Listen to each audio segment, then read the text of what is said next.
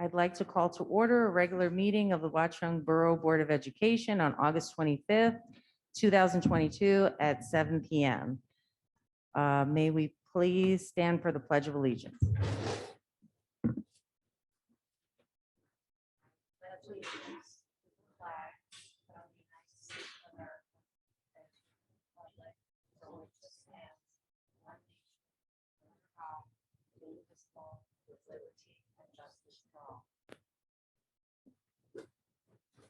Welcome to a meeting of the Board of Education of the Borough of Watchung.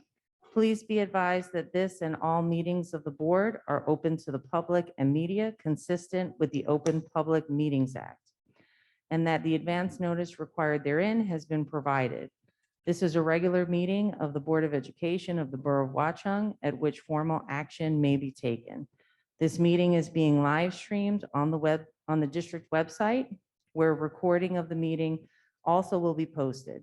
The public will have an opportunity to be heard as shown on the agenda at points in the meeting provided for the public to address the board. Recording or photographing other than for private personal use requires the consent of parents/guardians whose children may be included in the image. Can we have a roll call, please? Mr. Barbella? Mr. Buccarelli? Here. Mrs. Harvey? Here. Mr. Ingracia? Here. Mr. McDonald? Here. Murad? Ms. Advani? And Mrs. Sharf? Here. Okay, can I have a motion to go into executive session? So moved. Is there a second?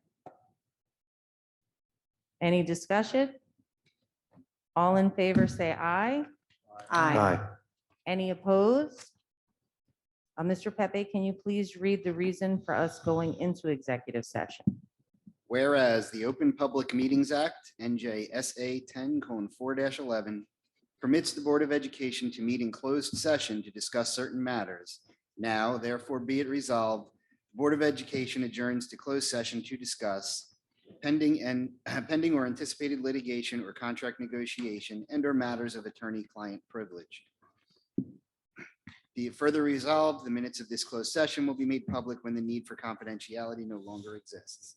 This closed session will be followed by an open session where action will be taken. Thank you, Mr. Pepe. We're anticipating maybe about a half an hour, give or take. So just everybody has an idea as to how long we'll be.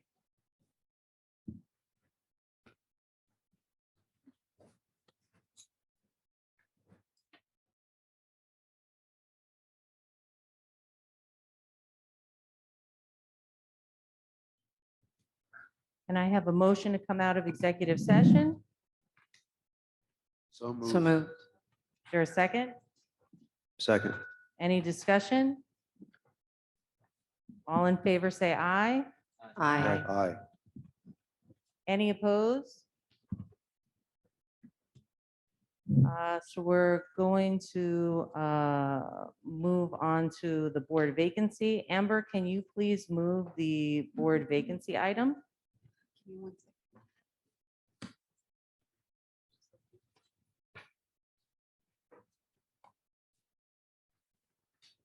I move board vacancy to rescind appointment. Is there a second? Second. Any discussion? Roll call, please. Mr. Barbella? Yes. Mr. Buccarelli? Yes. Mr. Ingracia? Yes. Mr. McDonald? Yes. Mrs. Murad?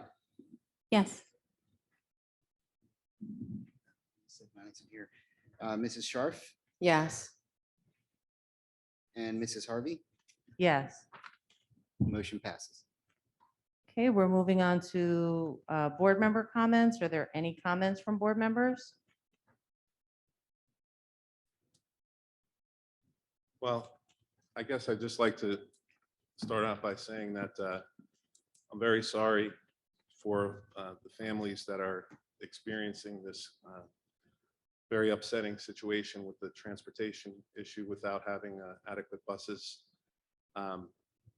It's, upsetting as I'm on the operations committee. I wasn't made aware of our district families were going to be affected this dramatically by a bus shortage until just a couple days before the email went out to parents. But in hindsight, I can see that the July meeting could have set off more alarm bells, so to speak, because we did, get a bad result on the request for proposals there. So, I do, speaking for myself, I am very sorry that this is happening. I think that we could have provided more transparency and more notice on the issue. I have seen other districts like Long Hill have been more upfront, maybe more transparent throughout the summer with district families. And I do think that tonight, one of the results should be that the parents deserve an explanation of the timeline, when the bids were requested, how many times, when the district could have begun negotiating. And so we would all want that explanation as board members, which we probably have more information than what you've heard so far. And so I think we'll be getting more as part of the meeting tonight, but I just wanted to provide those comments here at the beginning of the meeting. Thank you. I actually have a comment as well. I echo what Mr. Ingracia said, and I have a thought. In April, we passed a policy with the intent that there would be enough time to review the curriculum prior to the beginning of the 2022-2023 school year. 3 days to review the entire curriculum and ask any questions or get clarifications from the curriculum committee wasn't enough. I understand that the curriculum committee has moved the physical education and health education items until a public session is conducted. However, under NJ statute 18A, 35-4.7, any child whose parent or guardian presents to the school a signed statement that any part of the instruction in health, family life, education, or sex education is in conflict with his or her conscience, or sincerely held moral or religious beliefs shall be excused from that portion of the course. My question is, does this apply to any other subject other than the listed above? If so, I ask that the curriculum committee is that they do their due diligence in looking through the entire curriculum. In June, President Dory Harvey reported that we would be purchasing new social study textbooks.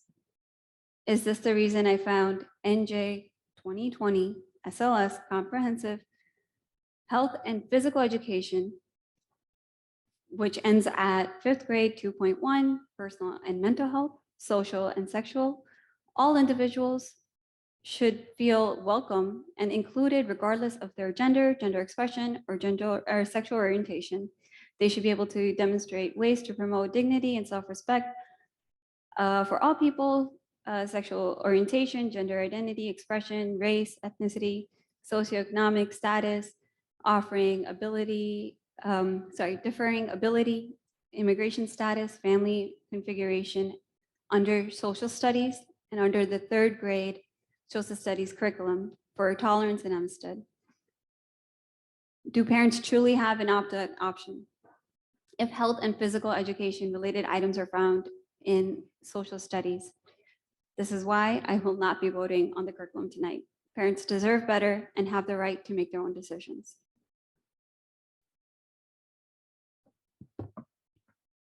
Any other comments from board members? Okay. Superintendent's remarks, George?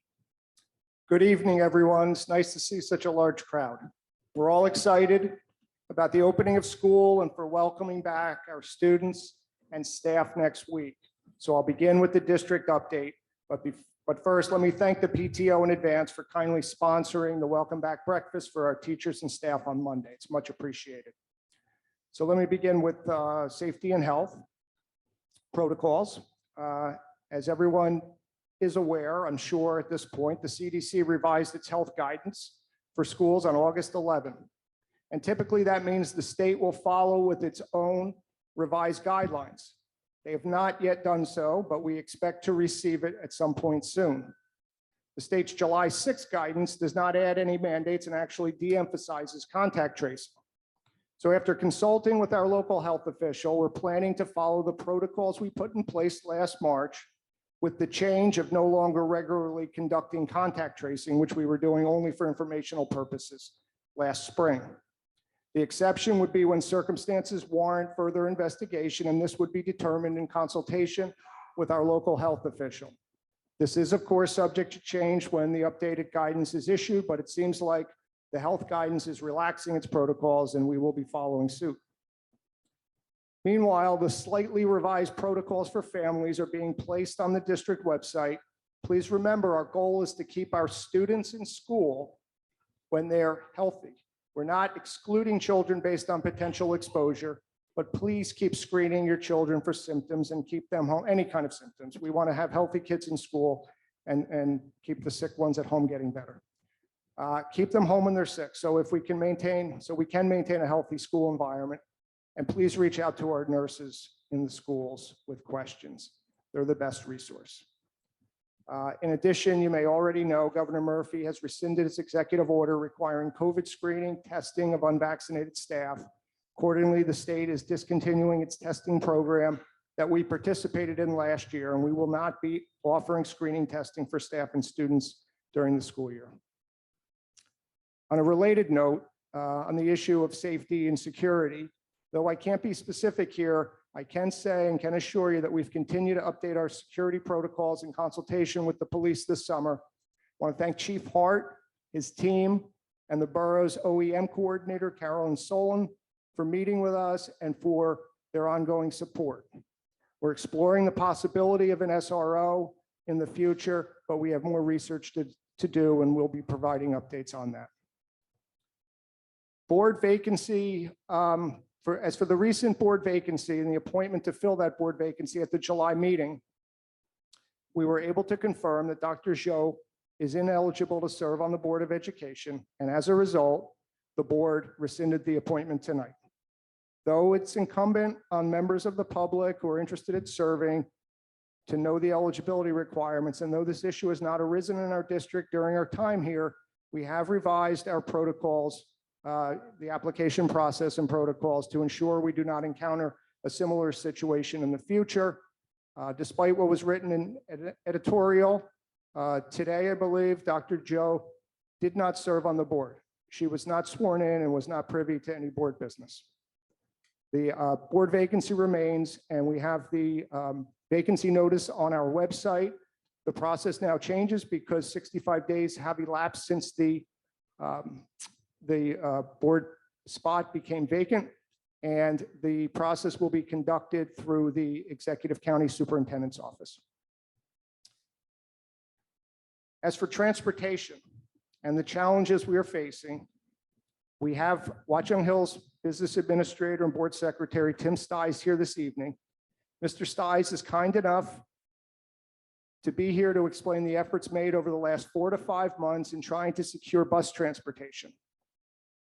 He's been doing this a long time and has never seen anything like what's happening across the state and country with the lack of available bus drivers.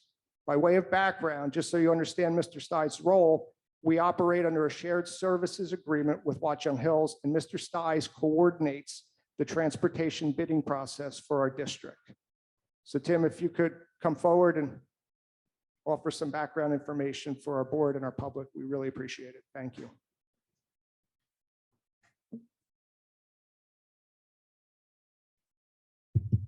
Thank you, George, and thank you to the board, Rich, allowing me to come up here and explain where we are with transportation.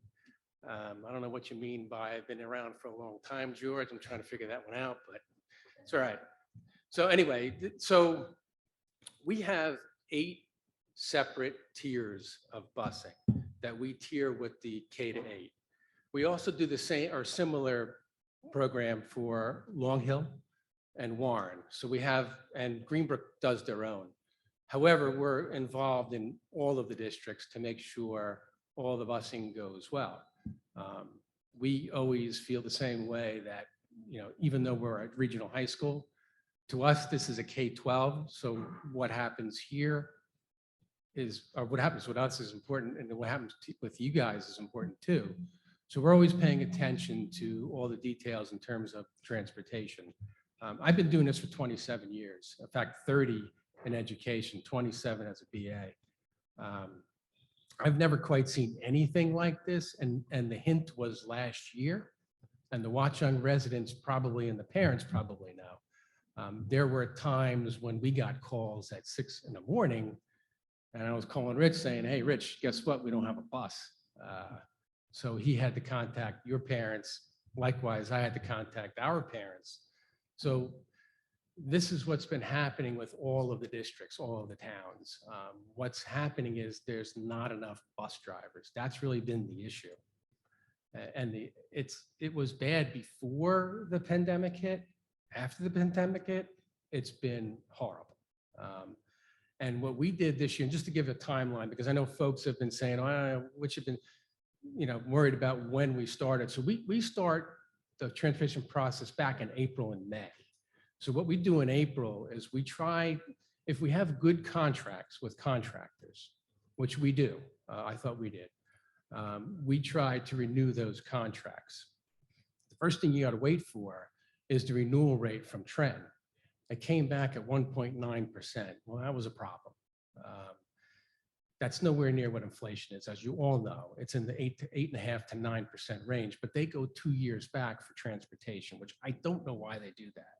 It's one thing I complained to DOE about. I'm like, really? I mean, this is, what's going to happen. We're going to have a hard time renewing these contracts. Anyway, so we went through the contract process and we were unable to renew all of our contracts. I kind of thought we would at least get this one. I was actually surprised, but they did pull out, and I actually gave them an ultimatum in early May saying, look, if you're not going to renew, you got to tell us now so I can get out to bid.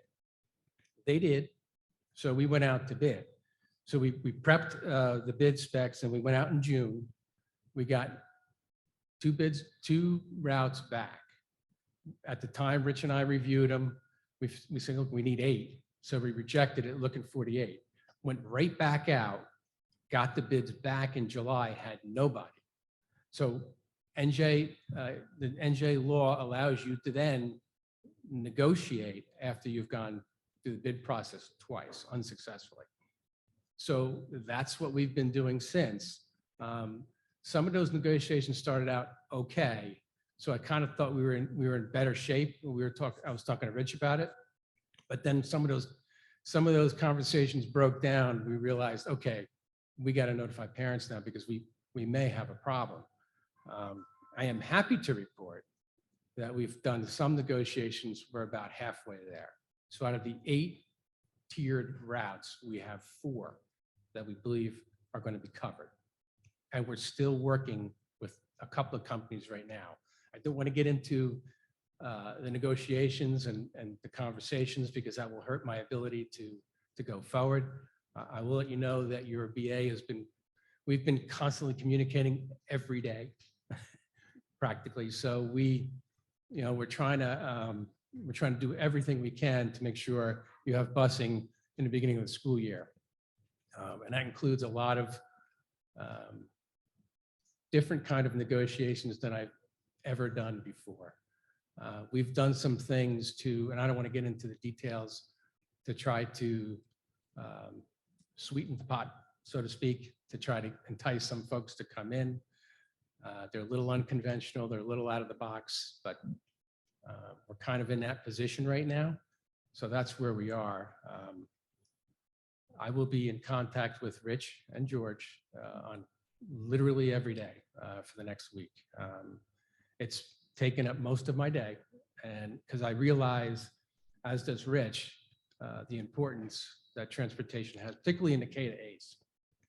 High school, we got a little advantage because the kids get there, they can get there as early as 7 o'clock. So for working parents, that's a little easier. and we have a late bus and sports and things. So we have an advantage there. A little tougher for you guys, and the little ones it's a little tougher. I understand for the parents. I had 2 kids myself, so I know that. So now again, we're pushing real hard. I got a couple companies right now that I've been talking to, and I don't want to say I feel confident with, because I don't want to give you any hope that I don't have. However, some of those conversations are going well.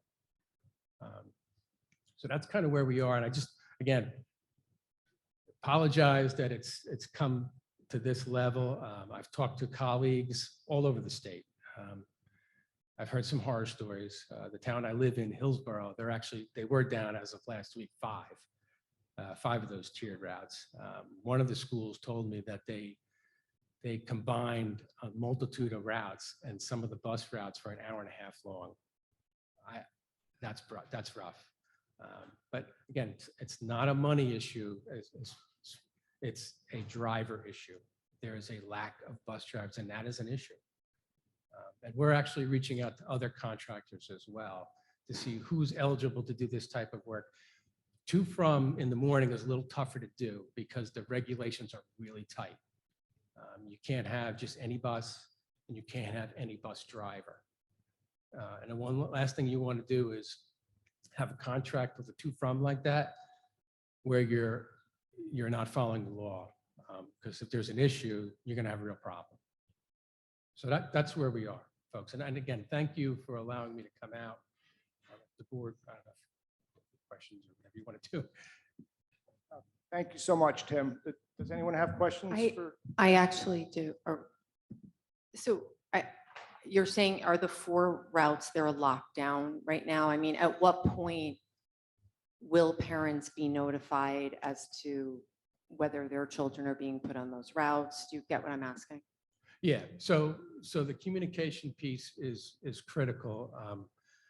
We're aware of the 4 that we know of right now. I'm going to have some more conversations tomorrow to see what else I can get.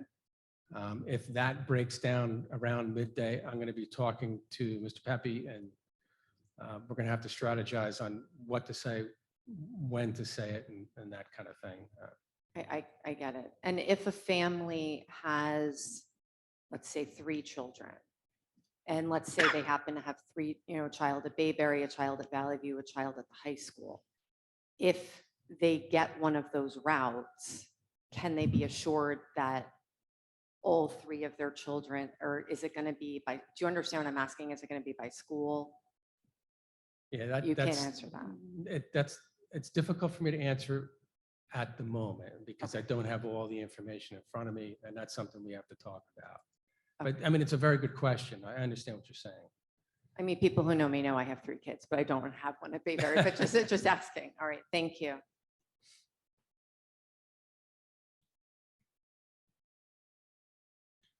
Anyone else? Tim, thanks so much. Thank Talk tomorrow. Thank you. Rich, do you have anything to add that you want to share? Sure. There's one other transportation matter that we handle, which is our special education route that we have historically had an in-house person drive. For various reasons, I decided to put that out to bid this year. It was out to bid last year, and we had a contractor do it. And I said, let's see if we can get a contractor to cover that route and then maybe free that driver up to do some of the other. And we did get bids back. They came in at about 2.5 times what we paid last year. So it's extremely expensive, but we at least got a bus. So we're going to move forward with that for the special education route at Bayberry. Great, thank you. And just let me add that we're working on a plan and doing this in consultation with Chief Hart.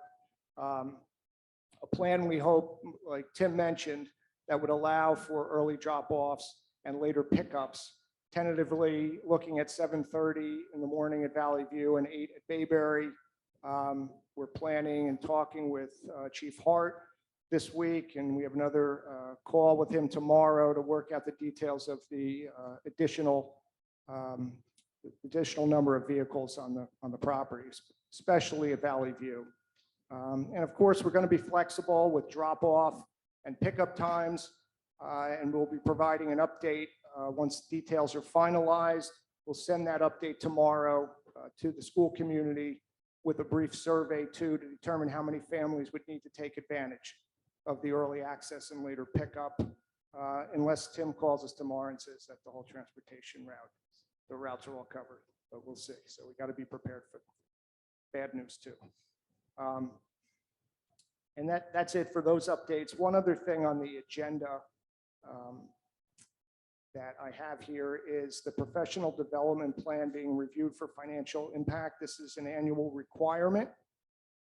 So what I've done with this is, having a professional development plan that's aligned with our district goals, which are also on the agenda tonight to be approved. They were developed by the administration in consultation with the board at its retreat in June. And the goals and accompanying action plans are now on the agenda for approval. The professional development plan, which is aligned with those goals and action plans, have been presented to the board for a review of financial or fiscal impact. That's been done in committees and it's memorialized this evening. The mentoring plan is also included in terms of financial impact in the professional development plan. And that has been shared with the board through the personnel committee agenda and minutes, and with reviewed for the financial or fiscal impact, which is minimal. And that will do it for my comments, Mrs. Harvey. Thank you. Thank you, George. And I just want to say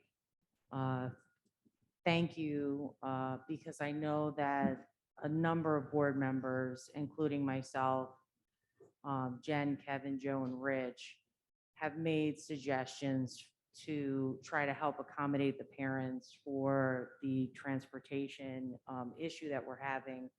And, I think that we appreciate as parents that the administration definitely took those suggestions of, an earlier drop off for parents to try and help accommodate as much as possible. And then also a later pickup as well. And then, the issue that we brought up about sometimes we only have about 10 or 15-minute window that we're given as parents on the regular drop off and pickup, that obviously with more cars coming in, that, both buildings are going to be flexible with extending that time is great. So I appreciate that as a parent myself, and then just trying to maneuver children. So I just wanted to thank you for the time you guys have put into making that available for parents. So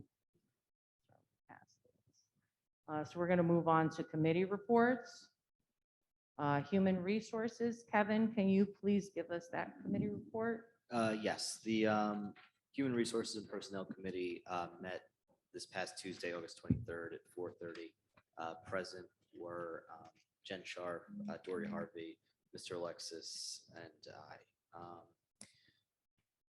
First, we discussed the professional development schedule, which is, I believe, an attachment to the packet, and as well the Danielson 2022 rubric and the mentoring plan. We also discussed new teacher orientation schedule. These items were reviewed with the committee. The Danielson rubric is a much needed update that will improve teacher observation and evaluation. The last form that we were using was from 2007, so this should be a great improvement. The mentoring plan is to be reviewed each year for financial impact. Currently, there are no need for mentors this year because all of the new hires have experience. So only provisional teachers require a mentor. We also discussed salary adjustments for non-affiliated staff, and we will likely be taking action on that at a special meeting in early September. The committee next discussed a tech restructure. We're going to make an adjustment to the tech supervisor position as we had previously discussed. And this is another way that we're actually going to be conserving resources. We're going to reduce the amount that we pay on consulting fees for similar work that can be done by our own employees. So that should be a good saving for the borough. Next, we discussed part-time secretarial staff to assist counselors, and we're planning on using grant funds to achieve this. This will hopefully free up our nurses and counselors to spend more time with the kids. Next, we moved on to a discussion of the school resource officer, and I won't spend too much time on that because Mr. Alexis already touched on it, but we are continuing to look into obtaining a school resource officer and how we would potentially pay for that. After that, we moved on to district goals and action plans. The committee was in favor of the goals and action plans. We also discussed professional development plan for financial impact. Mr. Alexis reviewed the PD plan and explained it is aligned with the district goals and budgeted resources. We moved on to discussing PTO volunteers. Mr. Alexis explained that PTO volunteers going forward due to the governor's guidance will no longer be required to be vaccinated. Mrs. Harvey then gave an update on the referendum planning, and then Mr. Alexis gave a brief overview of the 5-year strategic plan. There are a number of potential board items on for this month's agenda, including the appointment of district substitute coordinators, ratifying the appointment of special education teachers at Valley View and Bayberry, and of leave replacement teacher at Bayberry. There's also a resignation on tonight, appointing before and after care staff, approving revised IEP and 504 meeting participation, appointing student information system liaison, resolution for a speech externship, which is an attachment to the packet, general education practicum, Watchung Hills Regional High School work-based placement, Valley View co-curricular appointments, ESY staff revision, leave of absence for a Valley View aide, revised annual reappointments, and we discussed all these matters, and I believe we're in favor of all of them. Finally, we moved on to new business, and there was a discussion about class sizes for the future and the possible need for additional teachers down the road, which we will obviously need to find a way to pay for, but we will because we have to. And that's all I have. Thank you, Dory. Thank you, Kevin. Rich, can you please give the Operations Finance Committee report Yes. and the Ad hoc Referendum Committee report? Hello.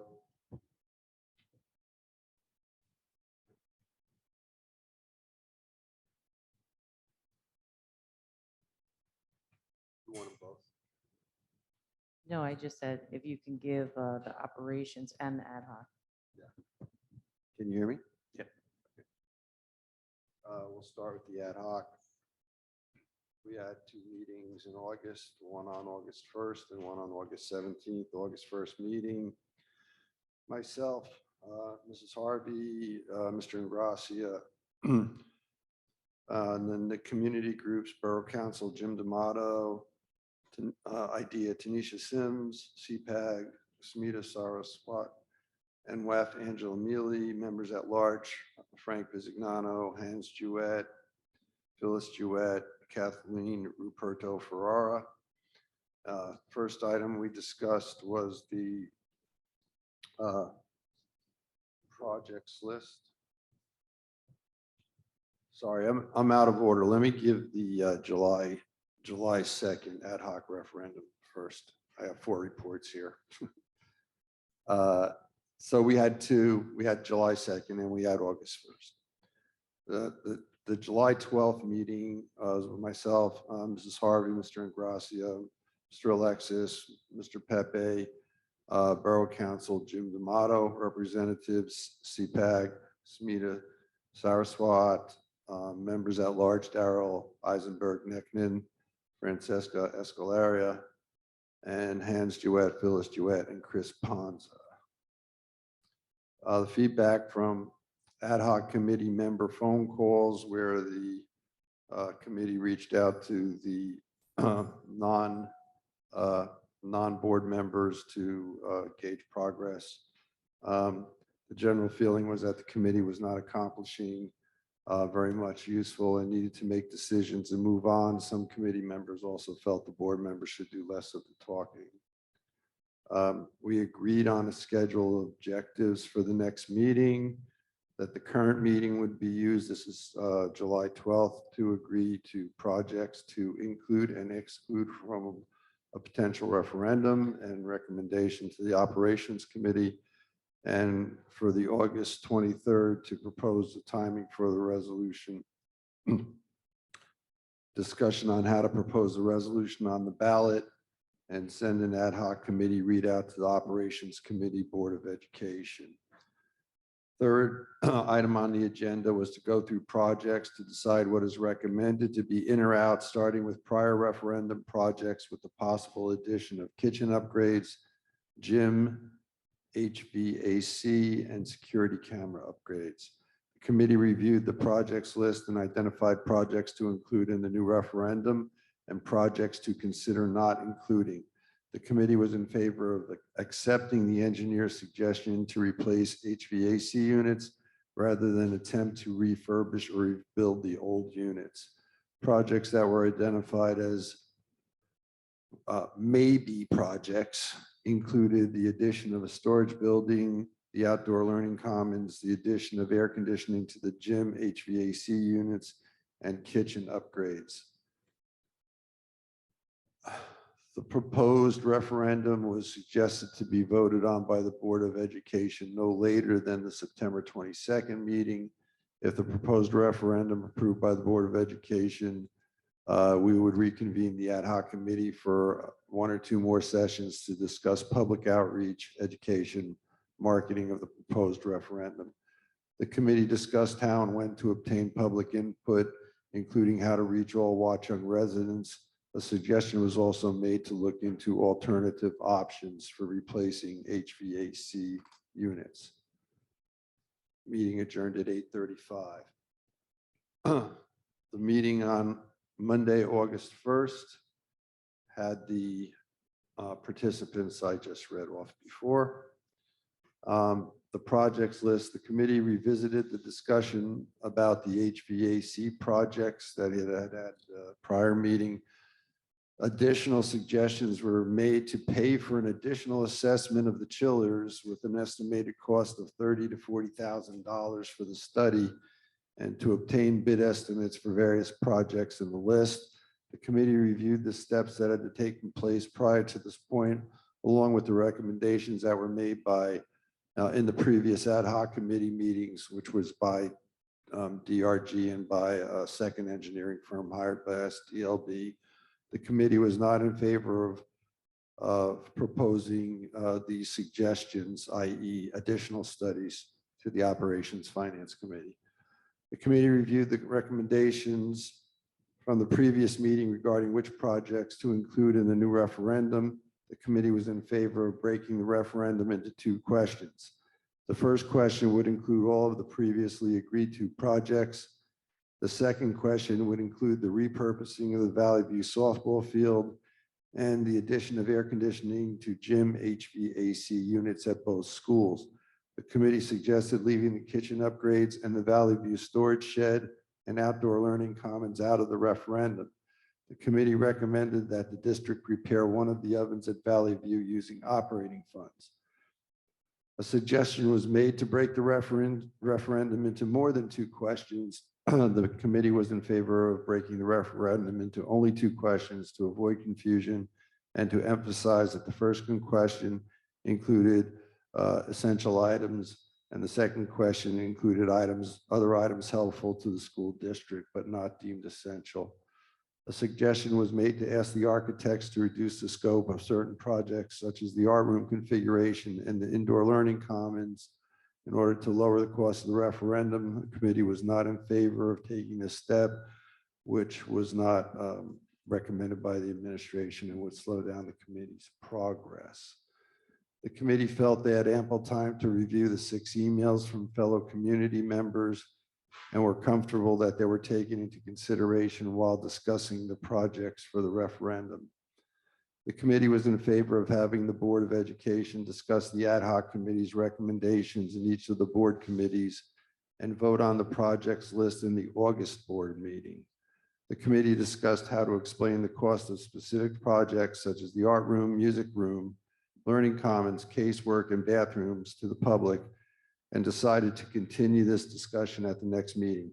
A suggestion was made to address questions and comments that have been posted on Facebook, including, is the referendum more money than the one from last year, and how can the high school have a referendum that doesn't raise taxes? This meant, let me just give the public a timeline of what the public engagement on the referendum has been to date. On March 21st, there was an invitation to referendum ad hoc committee meeting, a district email blast, town email blast, and mailers. On March 28th, the referendum ad hoc committee initial planning meeting was held, a virtual meeting, about 26 people attended. On May 3rd, referendum ad hoc committee had a first meeting. They had another meeting May 23rd. They had another meeting June 14th. They had a meeting on July 12th and a meeting on August 1st, which were the minutes I just gave. In addition to that, on June 24th, an invitation to provide input to the Board of Education on the referendum was sent by district email blast, town email blast, electronic town sign, and an Echo Sentinel ad. Questions and comments were regarding the referendum were directed to be sent to the email referendum@watchungschools.us. I believe we received 6 responses from all of that effort.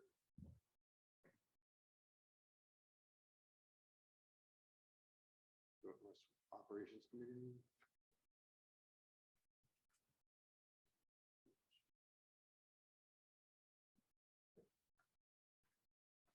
Operations and Finance Committee met on Wednesday, August 17th, and Tuesday, August 23rd. August 17th, committee members, myself, Mr. Barbella, Mr. Ingracia, and Mrs. Harvey substituting for Mr. McDonald. Mr. Alexis, Mr. Pepe were there. Guests were Pat Sewell and Frank Bobley from DRG Architects, Tony Solomon, who was from Walentz, Goldman, and Spitzer, as bond counsel, is present today. We discussed student transportation at both of these meetings, but I am not going to go into anything because it is actually redundant and outdated compared to what Tim just and Mr. Alexis just told the public. That is the most current information and the most complete information. We discussed the referendum. The committee posed questions to the architect and bond counsel regarding the prospect of a successful referendum after a failed referendum. The recommendation to include a 30% contingency for fees and soft costs, and the possibility of submitting 2 ballot questions, with the second question being contingent on passing of the first question. Mr. Solomon stated that a second referendum following an unsuccessful referendum is usually smaller in scope, but can sometimes be larger. He advised that this determination should be based on the needs and wants of the community. Mr. Sewell stated that he had never been involved with a failed referendum. Mr. Sewell recommended keeping, I guess that's probably not true anymore, Pat. Mr. Sewell recommended keeping the 30% contingency to protect the district from the possibility of not being able to deliver the promised projects should the referendum pass. Mr. Solomon confirmed that the district cannot spend a single dollar more than what they got approved by the voters. He also confirmed that any remaining funds after the projects are completed must be used to reduce the principal payments on the bonds and cannot be used for other purposes. So, I just read a bunch of words. Let me just explain this part of it to the public because it's an important point. There was a lot of discussion by a lot of folks at the ad hoc committee and in the operations committee that the prices that our engineers and architects, DRG, had put on certain items were too high, and that we should not add a 30% contingency, which is the maximum allowed by the state.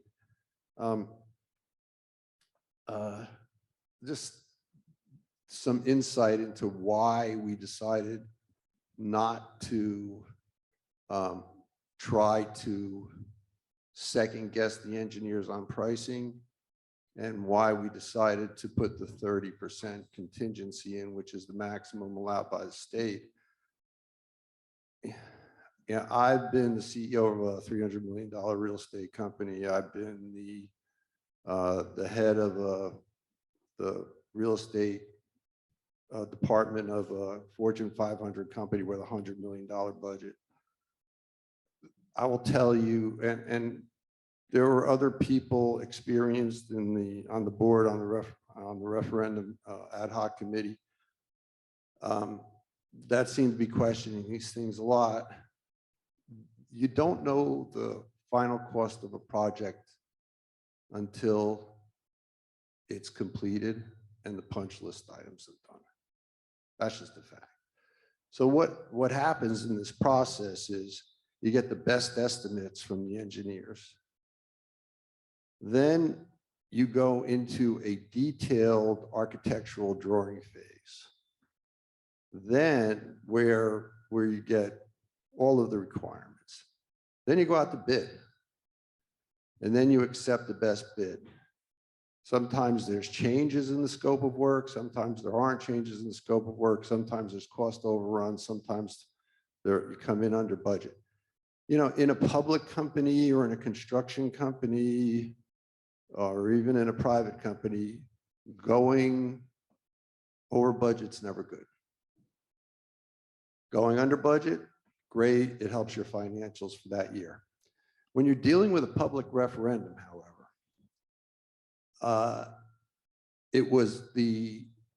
I think it's the best wisdom, and I think the operations committee agreed with me by and large, that you have to be conservative in your costs. And this is the reason why. You can't go out to the public and say, we're going to do all of these projects and for this amount of money. And then what happens if you spend less money? It's fine. It all goes back to the public, either usually as a reduction of debt service. And our attorney is here if we have any questions about that. That is what happened. You can't then spend it on other things. It goes back to the public. If you find yourself in a situation where there's a high inflation environment, the costs are higher than you were expected, you get cost overruns, you can't spend more because you didn't get approved for more. You end up doing less things. And to me, and to the majority of the operations committee, we did not want to put ourselves, the board, the town, in the position where we said, we're going to build all of these projects for you for this amount of money, and then go back to them later and say, well, we didn't have enough money to finish these projects, so you only got some of the projects for that money. To me, that would be a disaster. Giving money back to the public, not a problem. Not doing what you said you were going to do for that money, that would be a huge problem. That's what those words I just read meant. So hopefully that's a more common sense and plain explanation. The committee then confirmed the ballot questions can be written so that a second question is contingent on the first question. In other words, there'll be two questions on the proposed referendum. The first will be, the things that we considered, the most important, the most essential. The second were a lot of the things that the people in the ad hoc wanted, a lot of things that the administration wanted. It's a much smaller amount, but the way it works is that you vote on the first one. If you vote no on the first one, you don't get to vote on the second one. If you vote yes on the first one, You can either vote yes or no on the second one. That's the way that works. The committee then discussed the projects list and determined that the Valley View Storage Building, outdoor learning commons, and repurposing of the softball field, along with the addition of air conditioning to the gym RTUs at both schools, would be included in the second ballot question. The kitchen renovations would not be included in the referendum, and all remaining projects would be included in the first ballot question. The committee also discussed the bid process timeline and public engagement, which I just went through. That was, and then we discussed other potential items for tonight's agenda and decided to cancel the ad hoc referendum committee meeting for August 23rd and replace it with that would have been last Tuesday, and replace it with an additional Operations Finance Committee meeting, the minutes of which I will read now. We had a meeting on Tuesday, August 23rd. Myself, Mr. Barbella, Mr. Ingracia, Mr. McDonald, Mr. Alexis, Mr. Pepe. Guest was Tim Stiles, who the gentleman who just spoke about the busing issue. We discussed at length student transportation. Mr. Stiles gave us an update. Again, I won't read this because you just got it from the horse's mouth, and it was the most recent update with the most current information. We then discussed the referendum recommendations. We brought the recommendations from the ad hoc referendum committee, and based on these recommendations, we decided to take all of the recommendations except for two cases. One was to remove the storage building project from the referendum. That was going to be in question 2. And the other was to include the outdoor learning commons in question 2, because the administration felt very strongly that it would enhance the educational achievement of the children in our district. We then discussed potential agenda items for tonight's meeting and had a discussion about what the board would do with addition. We found ourselves in the position of having additional extraordinary aid, and what that means is we got a little extra money from the state. What was that from, Rich? What do you mean? I'm sorry. The additional extraordinary aid. Right. So we get our notification of our extraordinary aid in the summer. We received something like $300,000 more than what we had budgeted. $300,000 to $400,000 more. And the question is what to do with this. And our choices are basically, we can, roll it over. We can put it in the maintenance fund, or we could put it in the capital reserve, correct? Right. Or it can be appropriated in the current year budget. Right. That's what I meant by roll it over. I'm sorry. But the point is, we don't really know what's facing us this year, especially with busing costs and other inflationary items and other special needs. So we don't have to make this decision now. And so what we're doing is keeping this in suspension and making the decision to revisit this topic in the middle of the school year. Sorry for taking up so much time. We had a lot of meetings. Okay, thank you. Jen, can you please give the curriculum committee report? Yes, the curriculum committee met on Monday, August 22nd at 4:30. Myself, Rita Sedvani, Dory Harvey, George Alexis, Karen Kidd, Denise Victor, were all there. First, we discussed the summer curriculum writing. The committee reviewed the curriculum in advance and offered comments and questions. The committee was in favor of approving the revised curriculum at the next board meeting. The one exception is the health and the PE curriculum. An information session will be offered for the health curriculum, which will be placed on a board agenda in September. The committee also recommended perhaps creating an opt-out form to streamline the process. and administrative approval prior to staff using supplemental materials not listed in the approved curriculum. We plan to get an update on these recommendation items at the next meeting. Mrs. Fickner also gave us a synopsis of the gifted and talented enrichment and extension activities that were developed this summer to assist the elementary teachers. She offered examples that were included in Google Classroom, and the enrichment activities will be available to any student, not just gifted and talented students, as deemed appropriate by that child's classroom teacher. We discussed field trips. We asked questions. We made the suggestion perhaps of curriculum, reason why they're going on a trip being linked to the field trip itself. We discussed our therapy dog, Baxter, will be returning this year.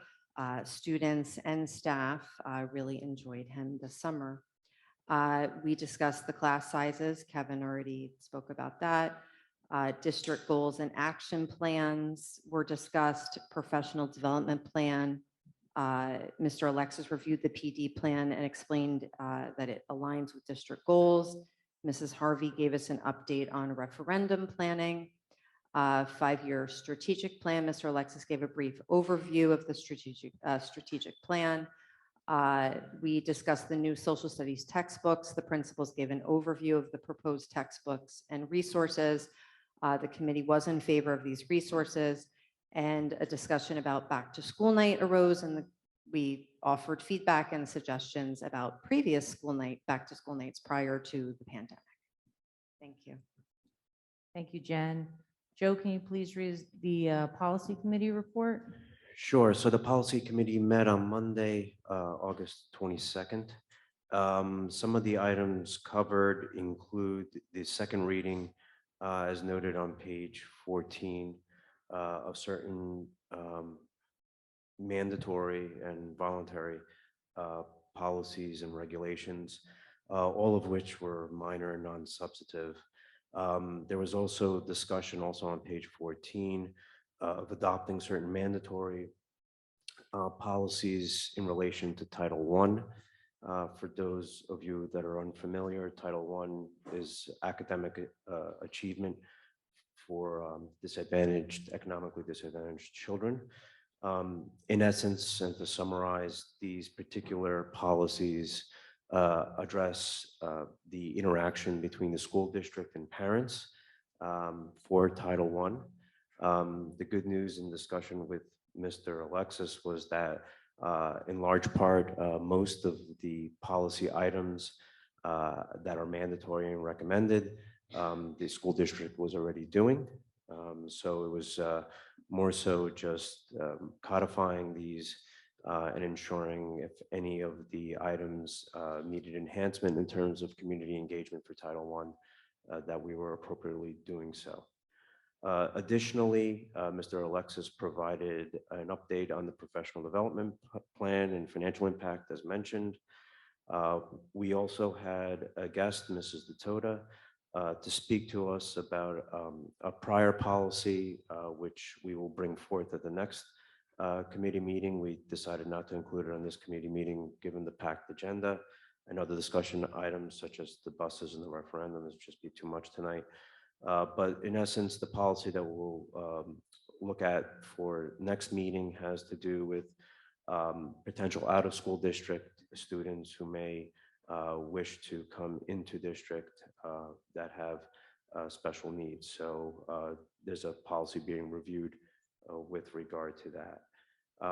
Also, we had a discussion, again, we will raise in the next board meeting for the topic of potential hybrid board meetings or discussion on that topic.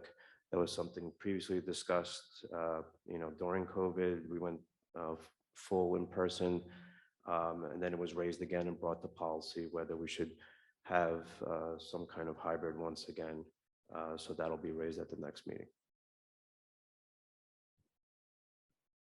Thank you, Joe. We'll move on to board liaison reports. Kevin, is there anything as the legislative liaison? Just briefly, earlier this month, the governor signed into effect Public Law 2022, Chapter 83, to establish threat assessment teams in public schools. The law takes effect the first full school year following enactment. It requires school districts to develop a threat assessment team to provide school teachers, administrators, faculty, and staff with assistance in identifying, evaluating, and managing at-risk students, and to ensure a safe and secure school environment that enhances the learning experience for all members of the school community. And there was also, the governor signed an executive order that we already touched on regarding unvaccinated workers undergoing routine COVID-19 testing. And that's all the updates I have. Thank you, Kevin. Jen, is there anything as the Somerset County Ed Services Commission liaison? Yes, we met on August 3rd, very light meeting. They shared their new website, which looks fantastic, very user-friendly, and continue to, work diligently to fill teaching positions. It still continues to be a problem. Thank you, Jen. Amber, is there anything for the Somerset County School Boards Association? There are none. The next meeting is in October, so I'll be attending that. Thank you, Amber. And I have nothing for the New Jersey School Boards Association. So we're going to move on to comments from the public on agenda items. We welcome input from the public. There are 2 times during the meeting when the public is invited to speak. The first opportunity to comment is on agenda items only, is now. The second opportunity for public comment is towards the end of the meeting. Total time allotted for public comment is 30 minutes. Before you make your comment, please state your name and address. In the event it appears the public comment portion of the meeting may exceed 30 minutes, the presiding officer may limit each statement made by a participant to 3 minutes duration. Comments submitted to the board secretary prior to the meeting will be read first. Our public forums are not structured as a question and answer session, but rather are offered as opportunities to share input with the board. In instances where the board feels a response is needed, the presiding officer or superintendent will address the comment. New Jersey statutes do not permit the board to discuss personnel or hiring in public session. Names of students should not be used. Members of the public should consider their comments in light of legal rights of those affected and identified in their comments, and be aware that they are personally legally responsible with potential liability for comments that they make to the board.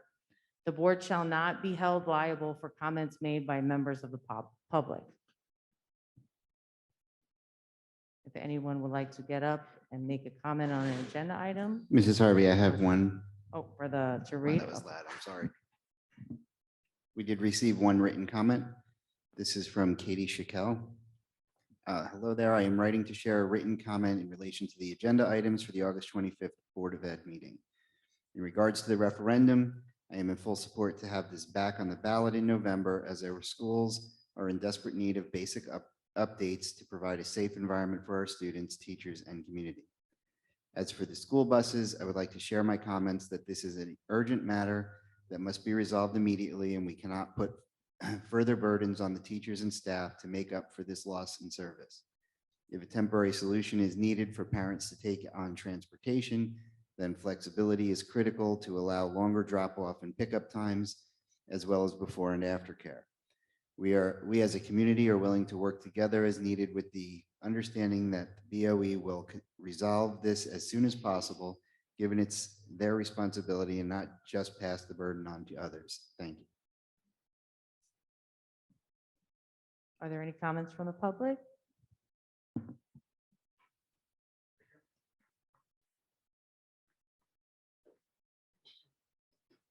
Hi, good evening. My name is Paolo Morano, 172 Sunlight Drive, Watchung. I'm a father of 3 daughters, each in various stages of their education here in Watchung.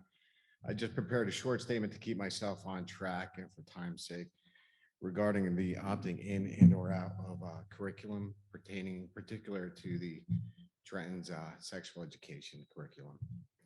I just want to say thanks for giving me the opportunity to address this and for you guys to speak openly about this. I understand this frustrates a lot of parents, and I understand that the board must follow the education standards set by in Trenton. I've read these standards and I believe I understand them. However, I've spoken to many parents that are uncertain about what is being taught and are kind of frustrated with what's being proposed. And in effort to promote transparency of parental rights, I respectfully ask the board to implement an opt-in policy. Where that's different, it's for the new sexual education standards. Other school districts such as Middletown and Monmouth County have taken the lead on this approach. An opt-in process provides all parents the full details of the new curriculum and affords them the opportunity to voluntarily opt their children in. Where this is different, the state's proposed opt-out approach is insufficient because it inadequately informs the parents on what is being taught to their children. Thank you. Thank you.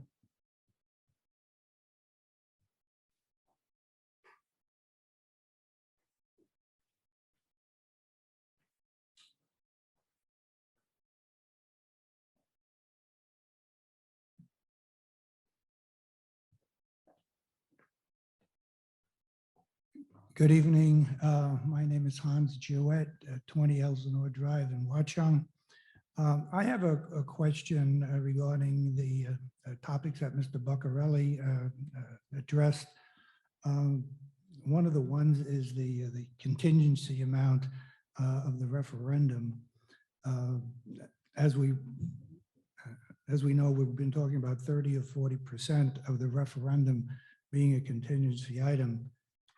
At 40%, the referendum calls for about 4.5 million in soft costs and overruns, and it calls for $8 million, for $10 million in actual construction expenditures.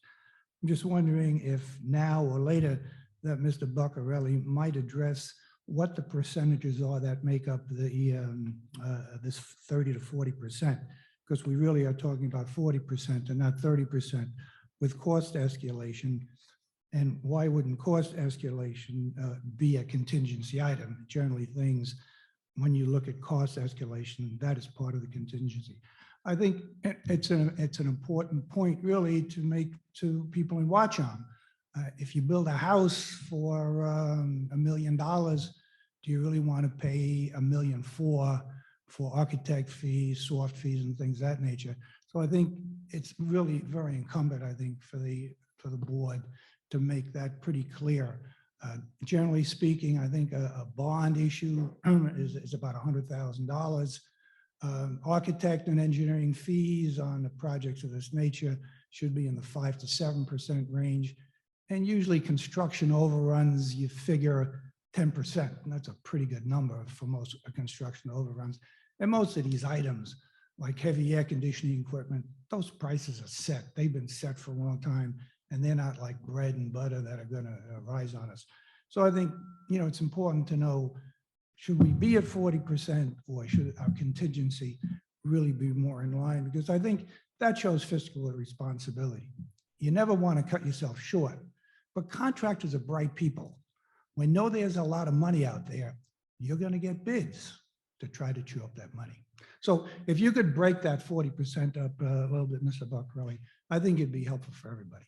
Thank you very much. Thank you. Madam President, we do have Tony Salamone here and DRG for the purposes of, I know the referendum is going to have a lot of questions, and I think we have him here to answer questions like this. The figure's 30%, it's not 40%. Mr. Salamone can talk to that. And, Pat can talk about what the contingency amount breakdown is, if you think that would be helpful. I know it's not a question and answer, but we do have our experts here. Would you please?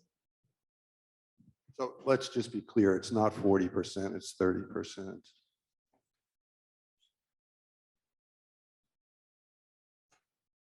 Good evening, everybody. Pat Sywell, DRG Architects. Just to further the point that Mr. Buccarelli mentioned earlier, 30% NJDOE recognizes that there's certain soft costs that are associated with any kind of project that we're talking about. And it's not only the architectural fees and maybe some overruns, there's a lot of other soft costs that haven't been identified yet. or have not been procured by Mr. Pepe. These types of expenditures really come after the referendum is passed. So beyond the A&E fees, there will be some design contingency, there will be bonding and legal fees that will come out from the sale of the bonds. We also have line items for potential construction manager. This particular project that we're talking about is heavy in HVAC. The board may elect to hire a commissioning agent. There will be some testing fees. We do have some areas of concern when it comes to asbestos latent products like VCT. There will be DCA fees if we decide to go or we'll go local. And then there's also printing. We have furnishings built into that soft cost. I could tell you that the bulk of the 30% that I had planned for this particular project is really to cover the market conditions. The swings that we're seeing with equipment and the bids that are coming in are just incredible. And I think everybody can relate to that when they go to fill up their tank, when they go to buy a loaf of bread. The prices are just escalating beyond what we can predict. And what you're asking the architect to do is project what the costs are going to be 2 years from now. Because when the referendum passes, we don't go right out to bid with a package. It takes the architect, the engineers, a certain amount of time to put a comprehensive bid package together to put out on the street for qualified contractors to come back and actually bid on these packages. So it is recognized by the DOE. We've used 30%, especially in a renovation-heavy referendum like we're talking about here. And the 30% has held up to the point where, once again, and we all, Mr. Buccarelli talked about it, what our goal is to, whatever we're promising the public at a meeting like this, at a referendum, we need to deliver that 2 years later. So it's always my recommendation, once again, for the renovation heavy projects that we're talking about here, 30% is certainly, within the industry standard for all of that, for all of those work, for all of that work and all of the fees I just discussed.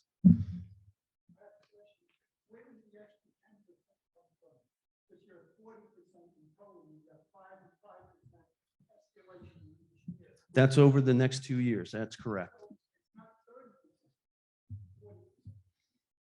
That's not that's the escalation that we propose is an escalation, what we expect to see over the next 2 years, but that doesn't cover the market swings that we're talking about.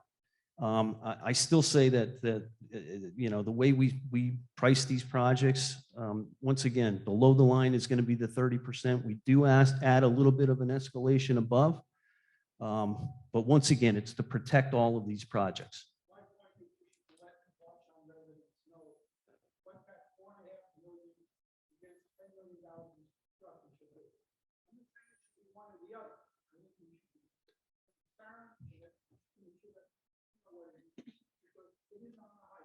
Perhaps we should let the attorney talk now and just to reconfirm and put everybody's mind at ease that if the contingency is not used, it goes back to the public. It goes back to the public. Good evening, everyone. Tony Salmi from Wilentz, Goldman and Spitzer. As Pat discussed, this is kind of unique when you talk about a public project, because Pat's got to design and estimate the project 2.5 years before you're actually constructing the project. The actual cost will be determined by the market at the time when Pat goes to bid. The good thing is this law is taken into consideration. If you have money left over once the project is done, the only thing that the board is allowed to do with those funds is to give the money back to you as the taxpayers in the form of tax relief. And the only way they can do that is to pay down the principal amount on the bonds. So there's a mechanism in the law to protect the taxpayers that the district is not allowed to spend $1 more than is authorized in the bond proposal on these projects. And then once the projects are done, they have to use that money to pay back the bond that was issued to pay for those projects. So there is a mechanism in the law to protect the taxpayers. Thank you.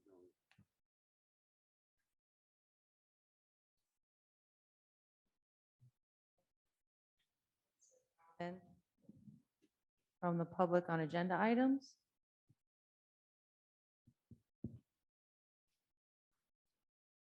Hi, Gina Cocchiata, 121 Staney Brae Drive. I want to start by thanking Anthony and Amber for expressing your compassion for the busing situation. Obviously, it's one that's being critically spoken about throughout town. It affects everybody, many working parents. I know that it does not need to be prevailed upon because you're all in the same situations as all of us. So I appreciate the great effort that Mr. Stiles went through to explain the process and how they've tried to diligently be battling this issue that really the whole world's been dealing with. I'm optimistic and I'm sure it's going to work out, but I was very happy to hear tonight that should we not have buses next week, there are some workarounds, and I'm sure you're probably going to come up with some additional ones, because if you don't, I'm sure we got a lot of great community members who are going to find a few options for us as well. So keep working on it and I appreciate it. On the referendum, I know there's going to be a lot of discussion later. I have one of my younger children with me. I don't know that I could stay to the end, and I don't know if I may need to leave depending on how the conversation goes. So I just wanted to quickly give you a few of my points. Thank you to the operations committee for all of your hard work on this, and also the great length that you went to go for community outreach. It sounds like you really did try very, very hard to get folks involved, and a lot more people got involved this year than they did last year. And I know that you have been working on this now for over 2 years. Part of me thinks the reason why folks don't show up and don't express their opinions is probably because they trust you to do the work and to make the decisions. We vote for you. We are your constituents. You serve us in the most respectful way possible. And I know the long hours that you folks are putting in. And every single one of us should deeply appreciate that, because the most valuable thing that we have is our time and our children, right? The children are your ultimate constituent. They don't vote for you, although possibly some may come in and maybe hit a button here or there. Your children, our children, are suffering. I got 4 kids, 3 schools. Thank you for looking out, Jen. Really appreciate it.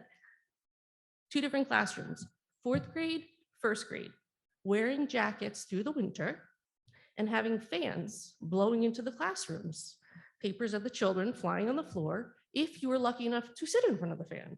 And the kids who weren't in front of the fan just had to deal with it. And you have teachers in tank tops. If the children aren't happy, if the teachers are miserable, I love them all, but if you get hot, you're cranky. What happens when those kids get home? They're going to be cranky.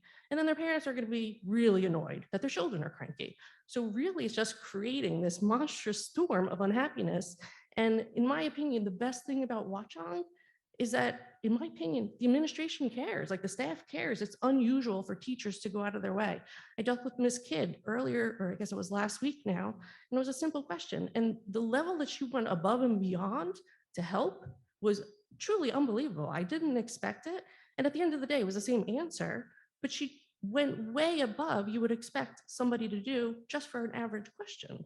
And you have to appreciate that and appreciate all the time that's going into all of this. I mean, if anyone thinks HVAC is not needed, and I don't know what's decided and not decided. I heard something about there being 2 questions. Is that a final answer, having 2 questions on the ballot? I don't know who. Okay, so I'm in favor of the referendum, either way you want to slice it. I think the 2 questions are a phenomenal idea, because I would love to talk to any one of you who thinks HVAC is not needed, because I had 3 kids suffering through it, not to mention Valley View, which I also love, where air conditioning was just not working for a full week, and you had children who were dying in the school. The gymnasiums now are going to be part of the second question. It's fine, break it up. You want to vote for part of it, both of it, all of this stuff is needed. If you want to talk about, can the costs be different? Should we do it this way? Should we do it that way? It's been 2.5 years. I love all of you. I have utmost respect for all of you and all the time you put into this, but really, you got to stop talking about it. You got to stop studying. You got to stop spending money on it. And you just have to vote and get it done, because We need this stuff and our kids are suffering. And I keep thinking to myself, would I feel this way? I'm sorry, my overtime. Would I feel this way if I didn't have kids in the school? And I said to myself, guess what? By the time they fix Bayberry, I'm not going to have any kids there, shockingly. I'm not going to benefit from that. But someone is, because guess what? If I knew what the schools were like when I bought into Watchung, because I grew up in Warren, I don't know if I would have moved here. I would have moved to Warren. It's disgraceful that our children are wearing coats in the classroom. It's unforgivable. It really, really is. So stop fighting about the costs of all these things. If you could get it done cheaper, find whoever your connections are and get them to bid on the job at a good price. So maybe we can get more for our money out of the referendum. Because if you guys are talking about this in a year from now, I'm really sorry. You don't belong here. You're here to serve the students.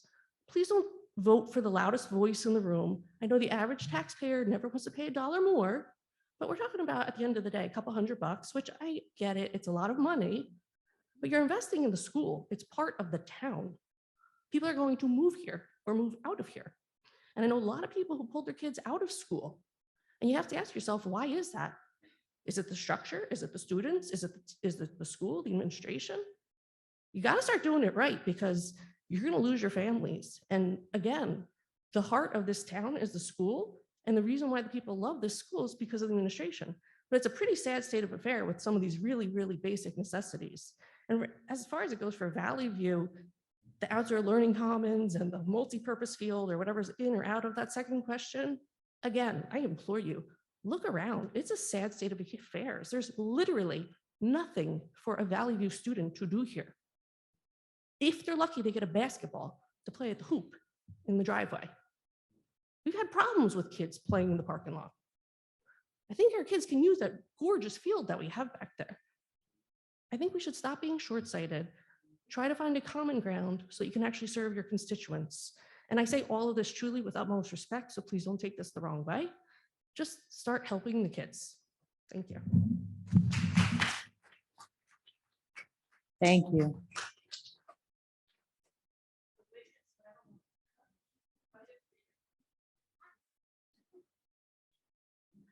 Good evening to the board and to the Watchung residents that are here present. I'm here to raise also an area of concern that I think goes very much in line to the safety and basic needs of our schools. I know that you certainly put a lot of. Just say your name and Oh, address. I completely went right in there. Yeah, Thank you so sorry. much. Jennifer Vincescua, 316 Sterling Road. And so here I wanted to highlight where we are in terms of our students and their academic success. I think that the priority that we are looking at is definitely basic needs, but in continuing and in alignment of our district goals, we need to look into where we are in terms of academic success and achievement of our students. When we look at those 2017 to 2018 reports, when we break down that ELA and math, we are meeting the standards, but when we look at that growth potential of these students in comparison to other students, we are just at the cusp. We needed to meet 40, and in one we are 42 and the other one we're below at 39, and that was then. So we don't have updated data because of the pandemic. But when we look at those iReady scores that we do have from spring 2022, we do see that a similar pattern is there and pretty much for us to see. So again, as we think about this new school year, really working very hard together as a board, as leadership in school, our families, parents, what can we do to support our students so that they do succeed? Because we have those state exams and data will be collected again once more, but ultimately we want the best for our children. So as we think of all these big picture projects that are needed, the upcoming curriculum for the health and sex education standards, we do need to keep our focus on that priority of that goal one for that academic enrichment and achievement, just so that we do not lose sight of what is actually needed, because I'm pretty sure that we want all of our students to reach high potential, but that's not going to happen individually. It happens pretty much as a team. So strong curriculum, strong administration, teacher support, ongoing consistency and leadership for our schools. So all these pieces come together and are needed and required. So if there's anything that we can do as families, as parents to support our children, that needs to be in the forefront with enough information so that we're not kind of seeing this low pattern and then trying to quickly respond because we are below standards. And I think that it's been happening like that. And if we don't know what curriculum is at hand that maybe is not helpful or working, we're now going to see what is coming in store. So we're in line for New Jersey state standards for that sex education curriculum. And we are not aware what that timeline looks like, and we don't have an opportunity to see it. I know we will have something in September, but that's already in September, and this was supposed to be implemented in fall, and that I think is too late, and we need to have that awareness. So in all, I'm saying this as a growing edge for all of us to have transparency and accountability for the success of our children in all of its components. Thank you. Thank you. Any other comments from the public on agenda items?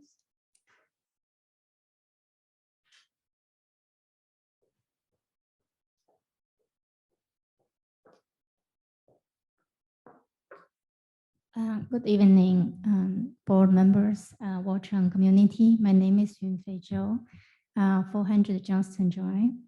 So I'm the one, I come here today. I feel I have the responsibility to make some statement on the, if you recall from last month's board member meetings, I'm here to apply for the vacancy of the board members. And I thank you here sincerely for the trust of the board members and our superintendent, to endorse me and appoint me as a potential board member. It's a pity that I actually do not have the opportunity. Really, it's my personal loss coming from today's board meeting. I've seen the community here discuss so many important topics that are so relevant to our kids, to our school district, that I'm so want to make a personal contribution and committed time to. However, I acknowledge that I do not have the eligibility due to the fact that I'm not a registered voter in Watchung, which, things can change in the future, but that's just something I cannot make any change at this moment, giving, my personal reasons. But I'm here, I want to make some, so first I really want to thank, the community and the board, actually open, this opportunity to every one of you who can be a registered voter in this town. So everyone have the right, you can serve on the board.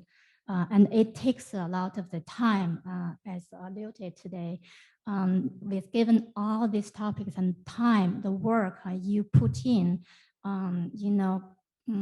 just nonstop meetings for all the committees.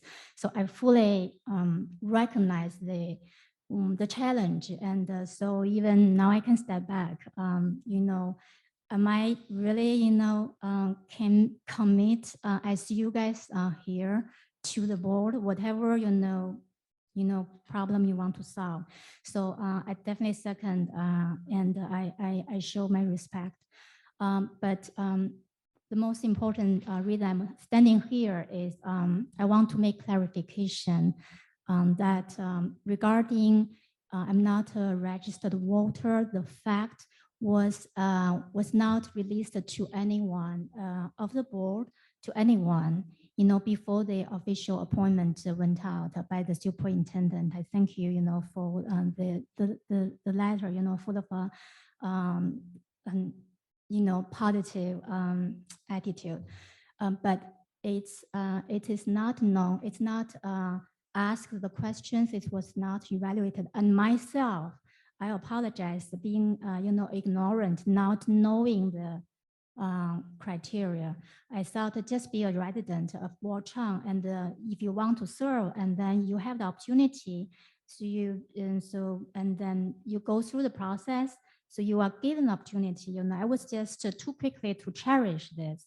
And then things just turned 180 degree. But I am here just to do my personal witness that nothing has been hidden from the public, the board, everyone. That so something was known beforehand, and then before the appointment, before last month's board meeting, that anyone or myself know. Actually, I'm not being not a registered voter that will disqualify. So that is something was brought up later on after the letter was sent out. So I feel regret, this my ignorance make the confusion here and also cause uncertainty because this has been reported in some local newsletters and Facebook community, which my personally is not a follower and I'm not reading that. But if some of you have read those and you have thought on the process of how the vacancy of the board member is filled or interviewed, I want to clarify. I hope my testimony today will take away this uncertainty or doubt in your heart that this process is not compromised. There's a process to be improved, on the applicants and also on the committee side, but the process was not a compromise. Again, I thank you for your time, and I look forward, in the future to have the opportunity to serve the community on the board level. But again, as a community parent and a community member, I definitely can continue my time, to participate in many other forums. Thank you for your time. Thank you.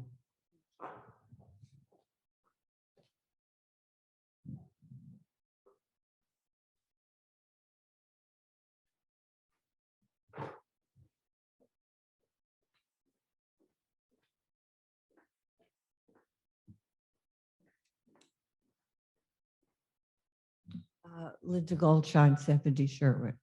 I had no intentions of speaking tonight. And I'm very disappointed on the number of people here. I'm surprised that busing didn't bring every parent out. But as far as your referendum and reaching the public, forget it. I don't have children in school. I went on the website.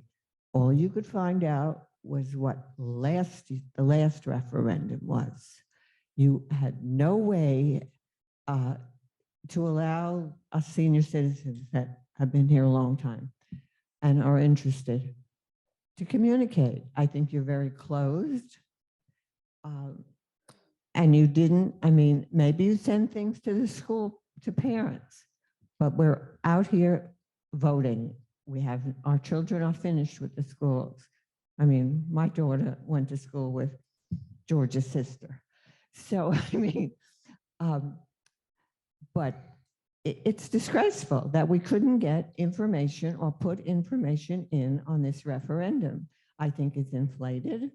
I think you've let things go much too long, and it's disgraceful. The fact that someone had to donate a playground to Bayberry when I pay taxes that should have had a playground at Bayberry years before is disgraceful. And as far as the busing, that is a problem. But I don't know if it's still that way, but I know bus drivers used to be very abused by the kids. And maybe if there was a monitor on every bus, you would get bus drivers because they were abused. There's no question. I don't know if that still happens, but I doubt if it changed. Thank you.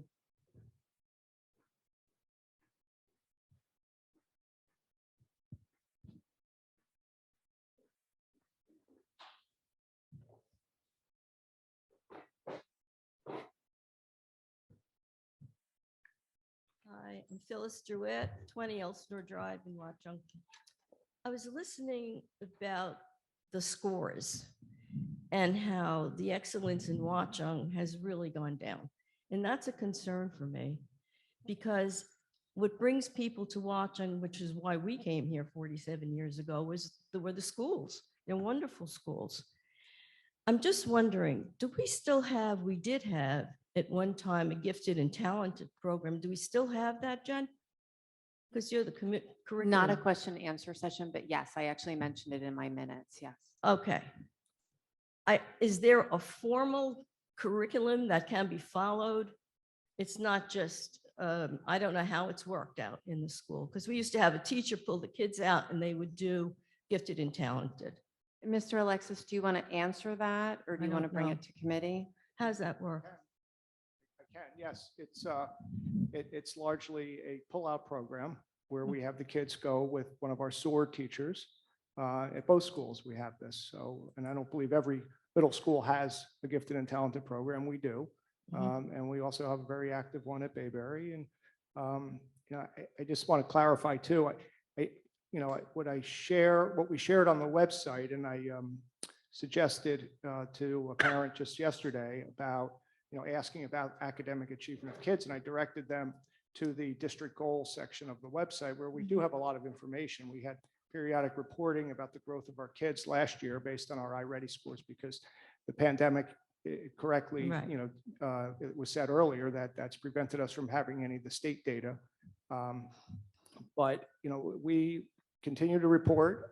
We continue to design programs that are authentic in nature and that are helping kids learn and grow. We believe in our vision statement as a board and as a leadership team and as a staff and community. And we're moving our students forward in that direction so that, they do continue to ascend. And we're talking about all students, not just the high achievers and the Right. gifted and talented You or can the have special ed things for students the or other just children also. everyone. I understand that. Yeah, we believe But in. when you have gifted and talented, you have children who are working 2, 3, maybe more years above grade level. So you don't want to keep them at that. You want them to be able to go as far as they can go. And I'm just concerned that, is there a curriculum that we follow? Yes, there is. And that's what we were talking about too, that we have extension activities that we prepared for the Bayberry teachers that can be used to help those students in class. Okay. Because so if you so look have- at the new district goals, the ones that are on the agenda tonight, we're putting an emphasis on personalized and individualized learning strategies to help all of our kids kind of meet them where they are and help them grow. But you don't have the pullout, or you do? We do have a pull-out program, You do have Yes, a pullout. program. yes. So but once, there's a process for selecting those students. right, Yeah. and you have that. All right, so it's based on scores and teacher recommendation and such. All right, so about how often are they pulled out? Do they go during their lunch period? How does that work? Yeah. Mrs. Jewett, if you just would like to make a comment, if there's anything that you say, we could always bring it into the curriculum committee and report back. So But this isn't really a question time and for that. answer. No, Okay. it's not the time. It's not really a question and answer. Our board meetings aren't structured that way. Oh, okay. So normally, if there's some misinformation that's said, or if we need to provide some clarification on something that's said, then that's when, myself, Mr. Alexis will provide that. But at this point, if you just have a statement to make, you can make that. Okay, that's it. Thank you. Thank you.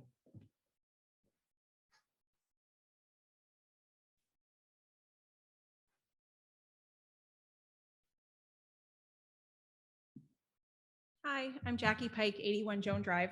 I didn't plan to speak, but Gina got me all riled up. So my speech is not going to be as great as hers. So I just want to say my child also went through a very hot spring end of year with multiple fans in her classroom. And I only knew from her teacher didn't complain, which, to be honest, if I were a teacher in that classroom, I would have probably been sounding alarms and been like, this is not a good working condition. These kids are miserable. We're all miserable, but they made it through.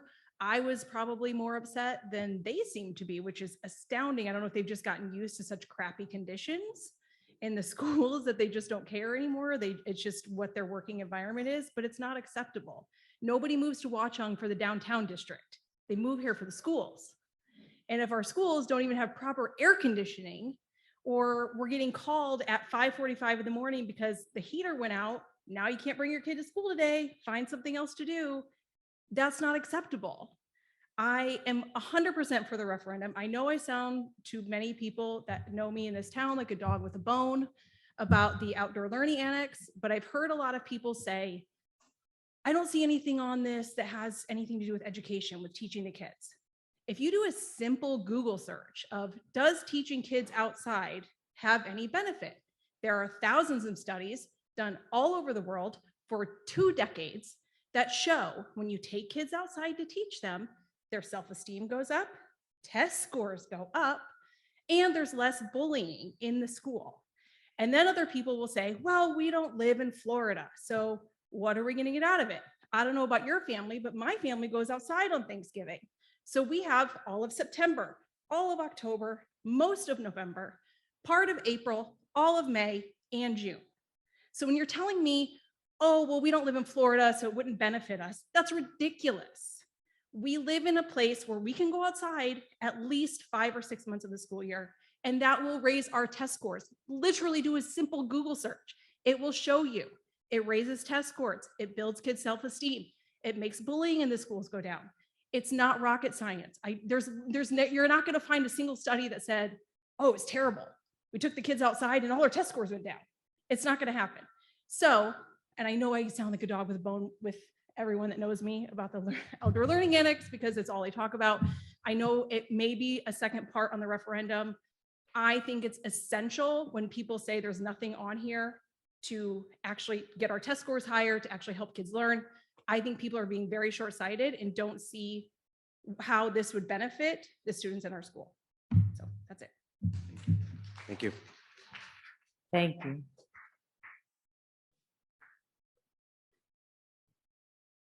Any other comments from the public on agenda items?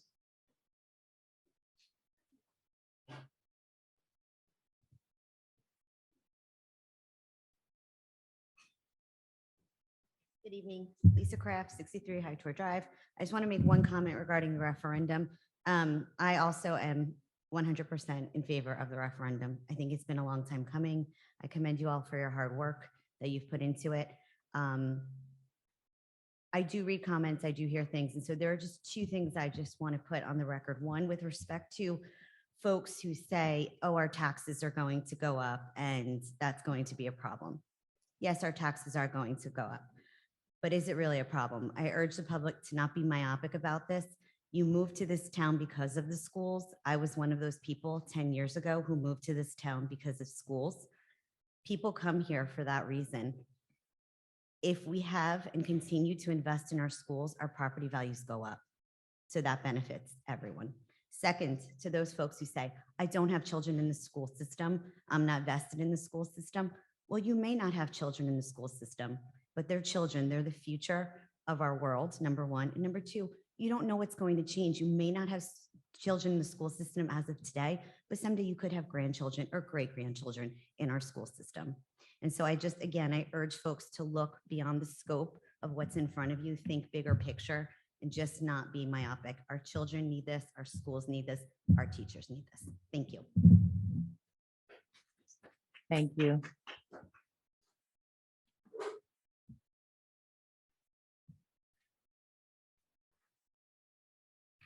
Hello, Lindsay Goodlow, 16 Upper Drive. I'm here in support of the C7 authorizing a referendum on the school improvements. This referendum is about supporting our kids, our teachers, fixing a failing roof and HVAC system, and renovating the outdated learning spaces, classrooms and interiors, many of which haven't been updated since the 60s. Much of these costs are simply deferred maintenance, and they are long overdue repairs. And as for the cost, we're going to need to do this regardless of whether we can do this by a referendum. And if it isn't a referendum, it'll cost taxpayers almost 30% more, as we'll lose out on state funding. But most importantly, we need to give our educators, teachers, principals, and staff the tools they need to provide our kids with a high-quality education. Students and teachers need spaces that are welcoming and modern spaces that will encourage learning.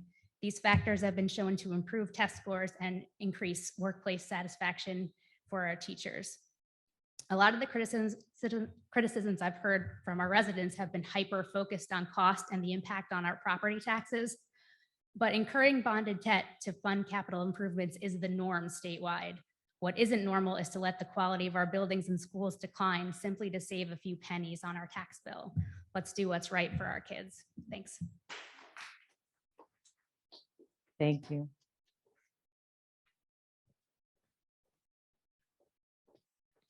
Good evening, Molly Hartman, 140 Oak Ridge Lane. I'm a resident of the town and I grew up in this town. I went through the Watchung school system in its entirety from Bayberry, Valley View through the high school. And next week I'm sending my older son on his first day of kindergarten at Bayberry. And to find out that there have been required modifications at that school that have not been made since I was a student there is appalling to me. And it upsets me deeply and it concerns me that I'm sending my child into a school where the environment from all sources are telling me that it's not safe in some respects and that it's not been updated to assist our children in their educational endeavors. And I'm in full support of the referendum, whatever it takes. That's not really even why I came tonight. The reason I came tonight, I'm an attorney. I've represented public boards of education. I understand how the process works. I understand how bidding works, how RFPs work. I've responded to them on my own for my own services. And all that I can ask, I am not asking for accountability to blame anybody. I understand that these processes are extremely difficult. There are a lot of moving parts, but all that I ask, all that my fellow parents ask is as transparent as you can possibly be. It's not that anyone wants to blame anybody. It's that as a community, we could have spent the last 2 months figuring out a community system to get our kids to and from school. And we have 2 weeks to do that now. And I don't know about the other parents in this room, but I work a full-time job. I have 2 kids in 2 different schools. And you can throw anything at me, any type of schedule, any type of craziness, but you got to give me enough time to figure it out. And without enough time to figure it out, I can't get those resources in place because just like not enough bus drivers, those extra resources don't exist at all anymore for any of us to use, and they're taxed as well. So all that we parents ask is when you know, let us know. None of these busing issues were subject to any of the Oprah exceptions. They were not, from what everyone's saying, part of any ongoing actual negotiations. I understand now they are. And so of course those specific negotiations are not going to be public fodder, but just let us know as much information as you possibly can. That's all we're asking. Thank you. Thank you.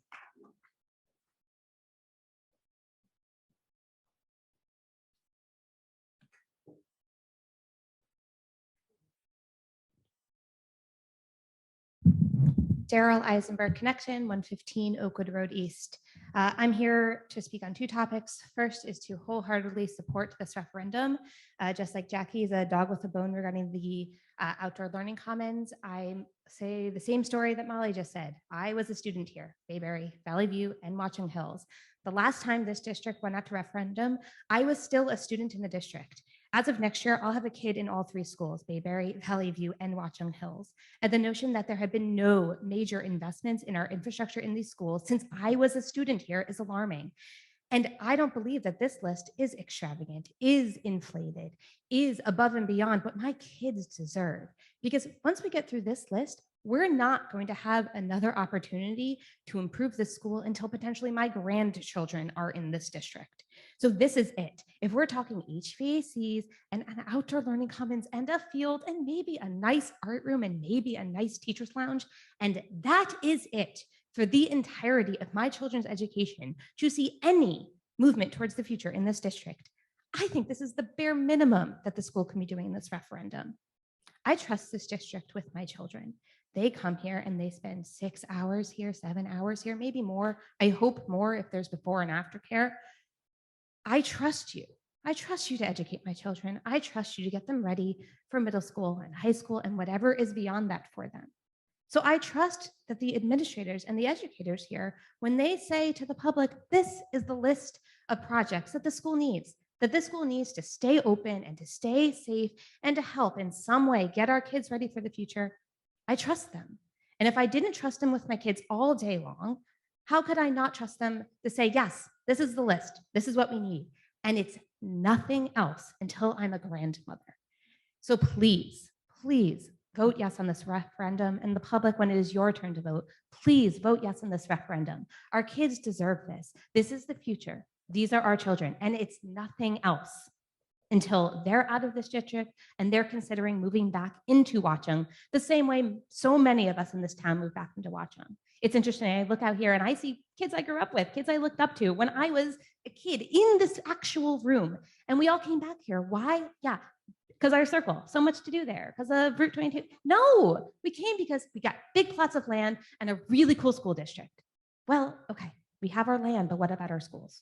So please vote yes. Please support this. I believe that this is the bare minimum that my kids deserve, the bare minimum that your kids deserve, and the bare minimum that my grandchildren are going to inherit when they enter this district, I hope, a generation from now. Regarding busing, I'm thrilled to hear that you're considering before and after care. I'm thrilled to hear that you're thinking about opening the doors earlier and keeping them open later for students. Sure, going into a tailspin about not having a bus showing up to take my kid to school and how we're going to arrange that with 3 kids in 3 different buildings. It was horrifying a week ago. It's still horrifying today. And I came here to bang on this podium and say, please open those doors to our kids. I don't have to do that because obviously, you know, that would be a great solution. So I beg you, please offer that opportunity for our kids. And if they're in this building, let's do something more than just babysitting them. If there are enriched after school clubs we can offer in the afternoon, or homework help, or tutoring, or supervision that is just above and beyond just the basic, here's a basketball, here's a hoop, go. That would be wonderful. My kids are going to spend some time here. I'd like it to be purposeful. But I'm hoping that I can save the banging on the podium because it sounds like we're moving in the right direction to at least alleviate the issues we have morning and afternoon without busing in this town. Busing is, again, what I would consider a bare minimum, and here we are not having it. So I trust this board. I trust this administration. I wouldn't have my kids in this district if I didn't. And so I'm going to carry that trust through with your choices with the referendum, with your solutions to solve the busing issue. And so please vote yes on this referendum. And whenever this comes to the ballot to the public, please support this. Our kids deserve this. Thank you. Thank you.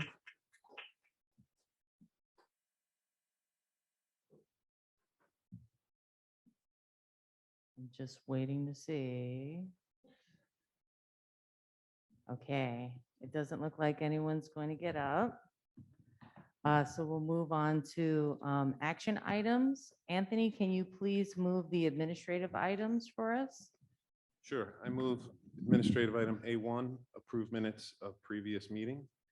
A2, I believe, is not You going could to be just on. read it through. We'll do another motion in All it. right.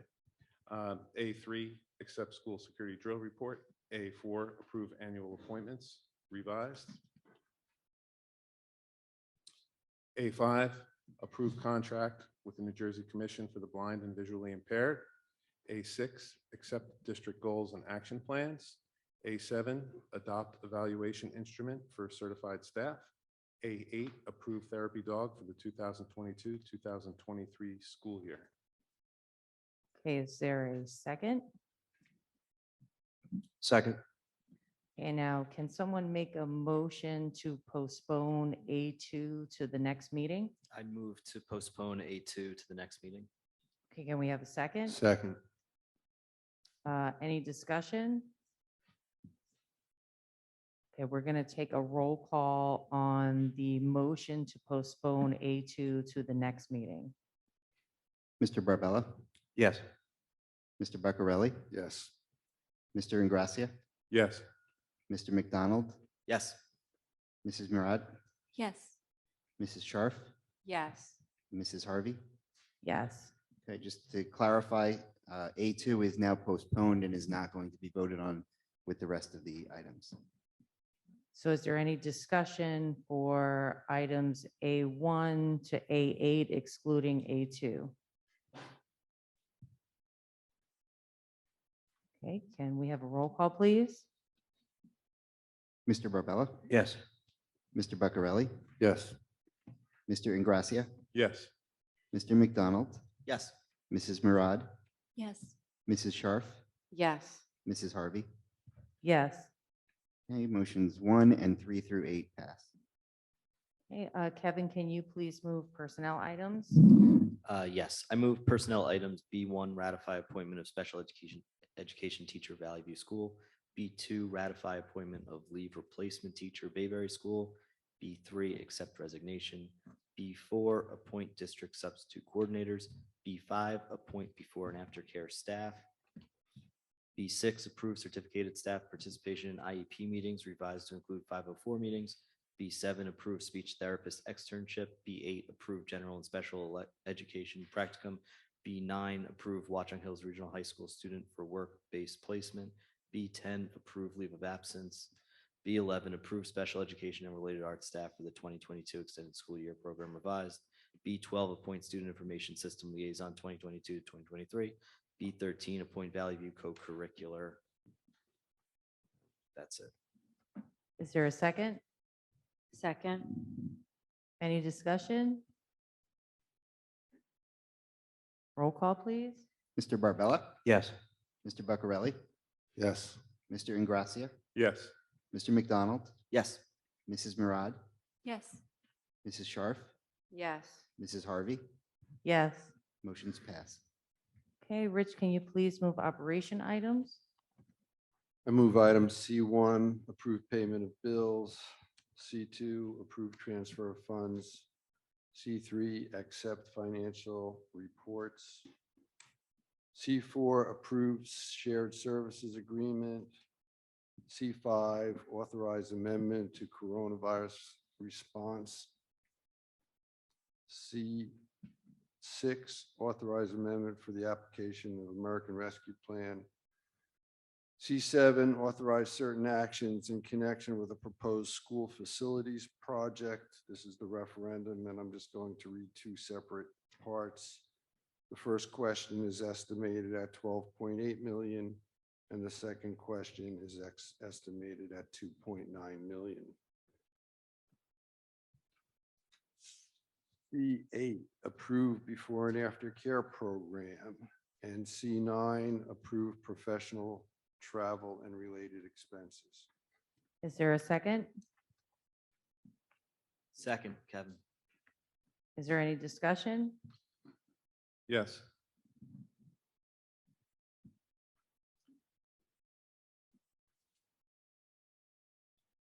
I'd like to say a few words about why I'll be voting no on the referendum question. C7. The issue is a complicated one, but there are some primary issues that I think, just to explain my vote. Professionally, most of my career was spent renovating or building additions or building new school buildings. I appreciate the need for safe schools, for schools that are attractive places for students and teachers to spend their time here. I dedicated myself to making those plans come to fruition on time and on budget. And that could be anything from the initial bidding process and putting together a team of subcontractors and tradespeople that I and my family members that I worked with and other colleagues felt were going to do a good job and meet all the commitments that we had made to any school district. And that could also mean walking through and seeing a very small detail in a school that wasn't right and trying to get that corrected as soon as possible. So for me, it was very difficult to see a facilities assessment for each school that had so many items that were left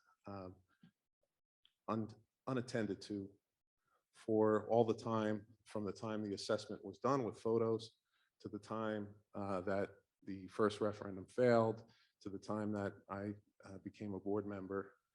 And it was really, a lot of what's been said. It's very upsetting that there would be students that are in classrooms with HVAC that's not functioning properly. But there's things that we could be doing to address that. The school district has replaced a lot of the rooftop units over the years. We had a program for that was progressing, and it was stopped because of the failed referendum. We had quite a bit of other work that I think we could have done, and because it was put in a referendum and the numbers were put at such a high level, it took a lot of that off of the table then for getting it done over this last summer, things like that. So there are a lot of things that were suggested at different times in the ad hoc committee. Why don't we get the company that handles the controls for the HVAC to come in and do a real, thorough review, see what can be corrected now. And in the process of correcting that now, they'll also be able to identify better what work needs to be done going forward.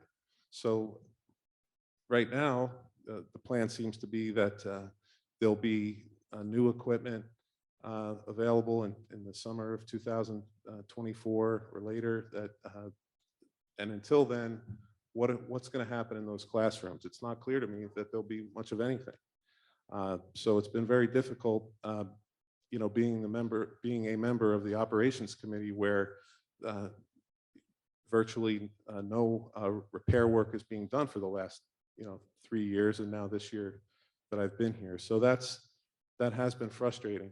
It's also very concerning as someone who grew up in town and went through the schools K through 12 here, and having great respect for all of the people in the town, but for us to not do what a board is supposed to do when it comes to reaching out to the community and having their input before we vote on a scope, a project list and the costs that are involved here, it's disrespectful to the community. And I think that we did have some positive things come from the ad hoc committee.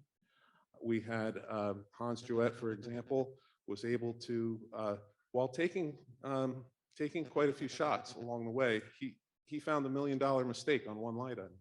There was the chiller replacement. Over $2 million was in the last referendum, was submitted to the state for funding, was approved, came through the failed referendum, and was right back in up until basically a couple weeks ago, when it was finally acknowledged that that was $1 million mistake and a $2 million line item out of a $6.5 million HVAC project.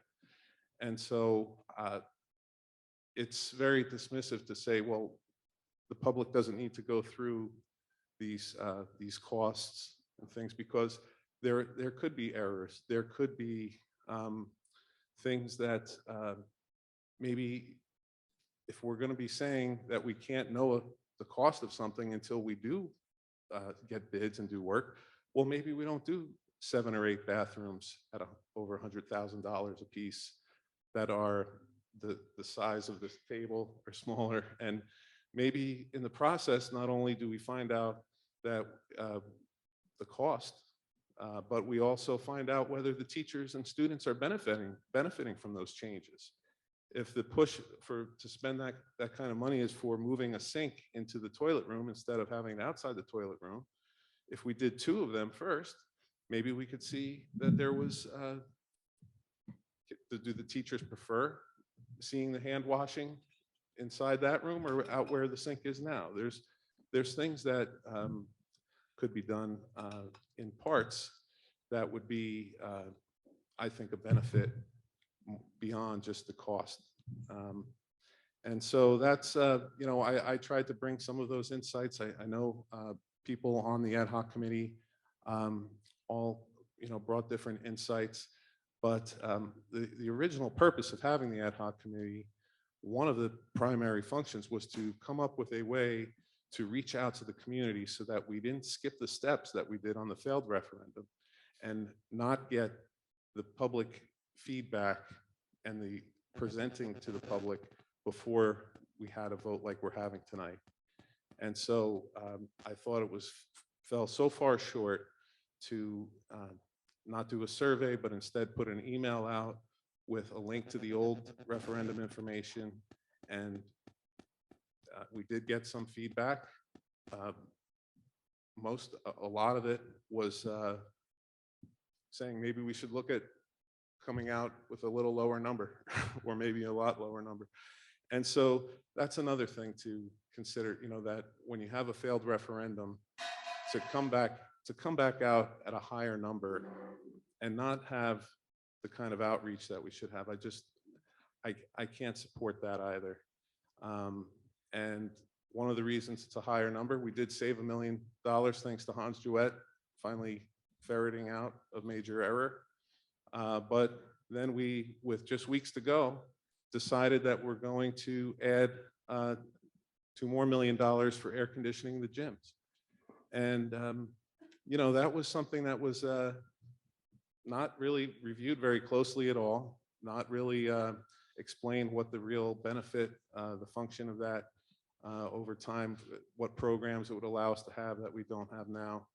But it also went against everything when it came to the energy efficiency discussions that we were having about, rather than repairing HVAC equipment, if there would be a benefit to efficiency.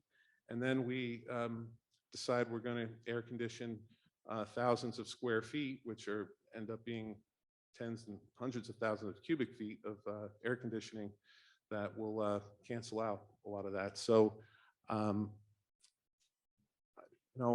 have the project list. I've gone through it. I think that the public deserves to have the list, to go through it, to give their input before we vote on this. And so I cannot vote to go ahead and move forward with the referendum at this time. I just wanted to correct some information when you said there's no repair work done. And during our walkthroughs with the referendum ad hoc committee, our former supervisor of buildings and grounds stated that on any given day, about 50% of our classroom units might not effectively manage the appropriate air quality or temperatures in the classroom. And I really just hope everyone thinks about that for a minute, that 50% of our units aren't adequately working. We even experienced, while we were on this walkthrough, listening to the extreme noise from classroom units, preventing students from hearing their teacher's instruction. He also informed us that it was challenging and difficult to get the units fixed due to lack of resources, staff, and/or money. He also explained that they were trying to get some of the units fixed, but sometimes it's impossible to do that when the class is already there. We can't have people repairing the in-classroom units while children are sitting in there. So I'm really not interested anymore in any of the stall tactics that I have experienced from Mr. Ingracia or from anyone affiliated with him, especially from someone who chooses not to have his children attend our schools. And I know Mr. Ingracia has heard me say that a couple of times. And I want to remind everyone that the members on this board who don't have children in the district, they have already had their children graduate through our school district, or they don't have children and they intend to send them here, unlike Mr. Ingracia. So maybe Mr. Ingracia is okay with waiting and putting Band-Aids on problems instead of fixing them while children and staff continue to sit in classrooms without adequate temperatures or air quality.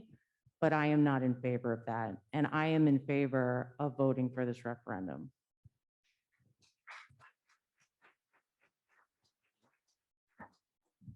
I have a statement as well. All right. I went to these schools as well as some of you know. So I'm fully familiar with how they were back then and how they are now. Just give me 1 second here. This is going to be a little bit tedious, but I think that it's important to understand what I'm about to say as we all consider this referendum. According to the Center for Evaluation Education Policy at Penn State, a large body of research over the past century has consistently found that school facilities impact teaching and learning in profound ways. Yet state and local policymakers often overlook the impact facilities can play in improving outcomes for both teachers and students. While improving facilities come at a financial cost, the benefits of such investments often surpass the initial fiscal costs. Policymakers thus should focus greater attention on the impacts of facilities and adopt a long-term cost-benefit perspective on efforts to improve school facilities. A study of public school spending and housing prices published by the Harvard Kennedy School found that a 1% increase in school spending increases home prices by 0.95%. The authors found that the elasticity of the house prices with respect to per pupil school spending gave a national measure of how households value spending on schools, which answered their question of whether school spending matters, and it does. That study also cited another study from the Quarterly Journal of Economics, which found that a 1% increase in school spending increases the adult wages of a student by 0.7 to 0.8%.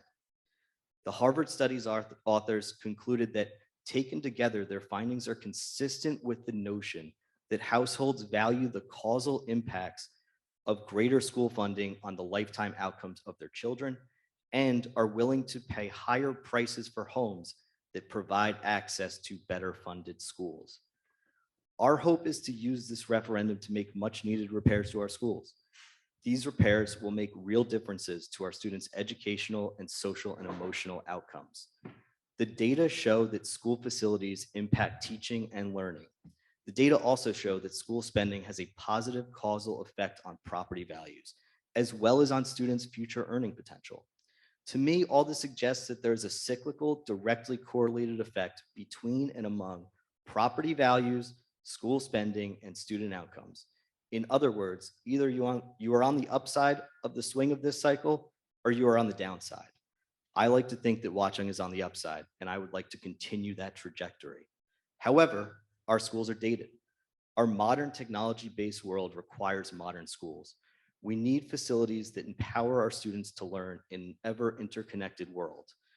While we have had the benefit of some recent upgrades to our school, including our STEM lab, we need to ensure that the rest of our facilities measure up to the standards of surrounding districts that can compete with us for home buyers, the true drivers of property values.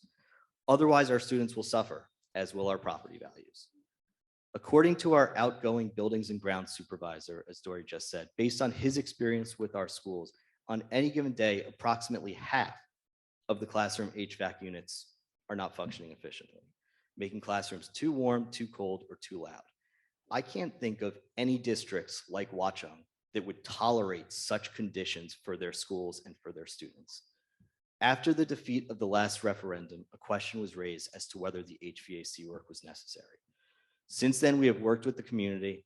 We've sent out notices to join our ad hoc committee. We met numerous times over many months, and we also solicited opinions from the public via email. At the behest of community members who chose to join our ad hoc committee, we hired additional engineers. The facts are in now, if they were not before, and every single expert we consulted advised us to replace rather than attempt to repair these HVAC units. If we continue to roll the dice with systems that are past their useful life, we are playing with fire in terms of not only our school infrastructure, but the educational outcomes of our students and our property values. Not to mention, if we do not bond for them and they fail, we will be on the hook for the entirety of the replacement costs of these systems, which at present we likely would not be able to afford. This would leave our district with some very difficult decisions. Replacing the HVAC system will provide better circulation and filtration for the schools, which will improve the health of students, should lead to fewer absences for illness, increasing student achievement. The new system would also benefit the general public, as it will help decrease the chances of the rest of our residents getting sick through contact at places that we all go together. By renovating the bathrooms at Bayberry to make them ADA compliant, we are investing in our community. On a strictly economic level, we're increasing the potential pool of home buyers, which, all things being equal, should lead to increased property values. But as importantly, on a human level, we're indicating that we are the type of town that welcomes everyone to be a part of our community. The referendum includes security upgrades, which I don't think that we can emphasize the importance of enough in today's environment. We need secure schools. And just as importantly, we need our parents, students, and community members to know that no expense was spared in ensuring that our schools are as safe as they can be. The referendum reimagines our underutilized libraries and media center, which can educate the next generation in all of our modern forms of communication. Not to mention, this would serve as a place where students may actually want to gather and socialize. Many of the remaining improvements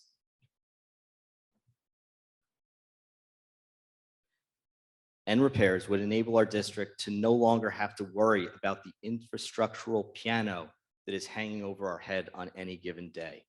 Our district could focus spending on teachers and expanding our curriculum offerings. This will be vital in the years to come. Based upon what we've seen, we have the classrooms to house additional students, but we will need additional teachers. I am supporting this referendum because it will help us to fill these gaps. It will lead to better student outcomes, and it will increase property values. I, of all people, understand the urge to vote against the tax increase. Nobody wants to pay more taxes. Many people consider taxes to be a loss, especially if they do not have kids in the school or if they do not see a return on their investment. But a wise person once told me, it's only a loss if you pay more than you should. What would truly be a loss would be to forego the bond referendum and be faced with impossible choices and outcomes if our infrastructure or school security were to fail. The result would be worse educational outcomes, lower property values, and even higher taxes. And the district would have to foot the entirety of the cost, i.e., we would be paying more than we should in every regard, a true loss. With the prior referendum, the state had previously offered to contribute a large portion of the cost. The only thing that has changed since the prior referendum is that inflation has struck and interest rates are up. So instead of looking at this as a tax loss, I look at it as a way to recoup some of our tax money that has been sent to Trenton. I look at it as a way to preserve and even increase our property values. And I look at it as a way to invest in our community. To not proceed with this referendum is penny wise, pound foolish. Thank you for listening to me, and I'm sorry that took so long.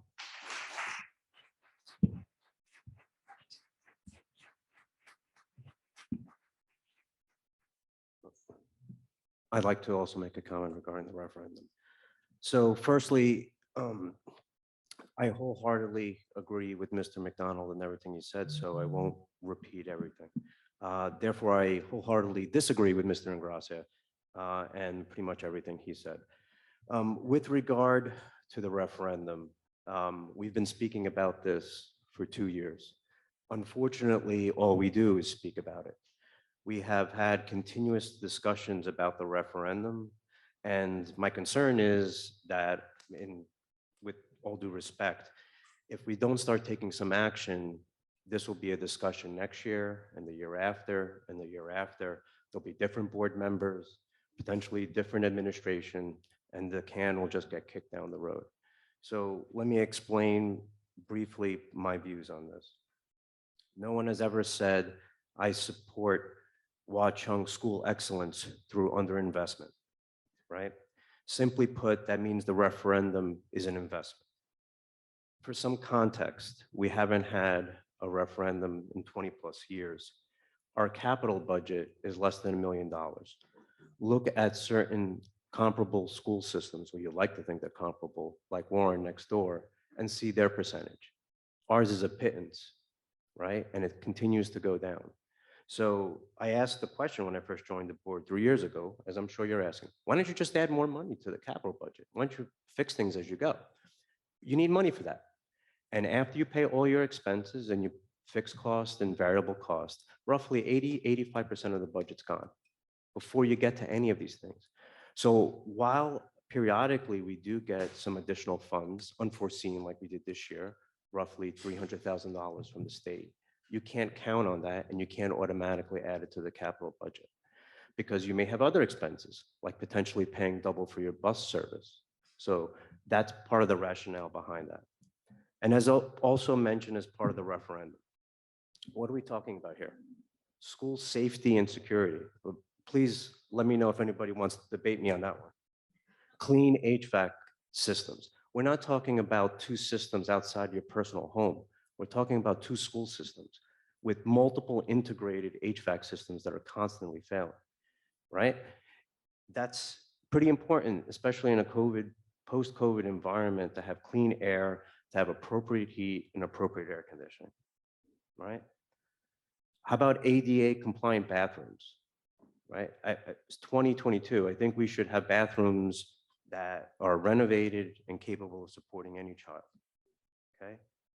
And also a learning environment. It is important for students to have options, not only externally, which we put as a separate question in the referendum, and I'll get to that, for outdoor space of learning, but just the basics, having appropriate lighting, not having broken cabinets. It's embarrassing.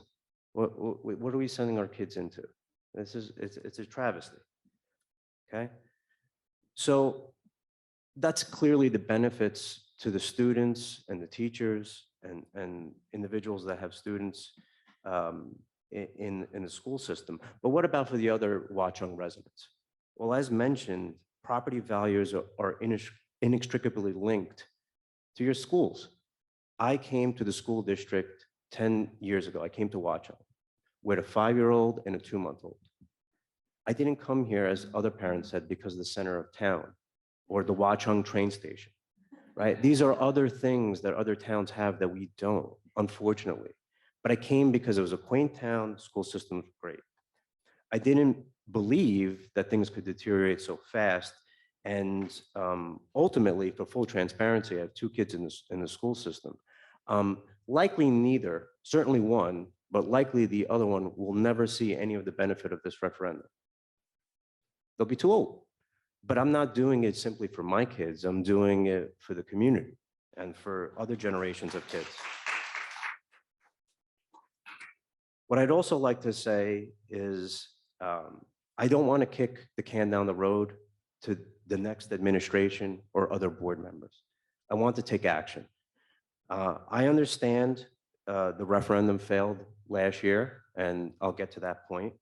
But there's so much need for this referendum, and it's important for us to act as board members and to take action responsibly. Sadly, if we would have passed the referendum in December, it would have actually saved the taxpayer an immense amount of money. You know why? Because since that time, interest rates have gone up, which means your debt service goes up to support the bonds. Also, inflation has risen greatly. So the more you kick the can down the road, guess what's going to happen? You're going to keep getting less and less for every time you want to do something. So that's why it's so important to actually get things done. I also want to remind those parents and people in the district that may not have been here at the time, we've had issues in the schools, and these are red flags in my eyes. Last year, we had a pipe burst in the school bathroom. Remember, 3 days, we had no school, right? Basic maintenance, right? Sure. But this is an ongoing neglect over time because capital infrastructure is beginning to fail. It's not rocket science. You may have remembered before the pandemic, we had mold in Bayberry. School didn't open on time. My kid was going there. I remember. We had to delay. What happened? How come?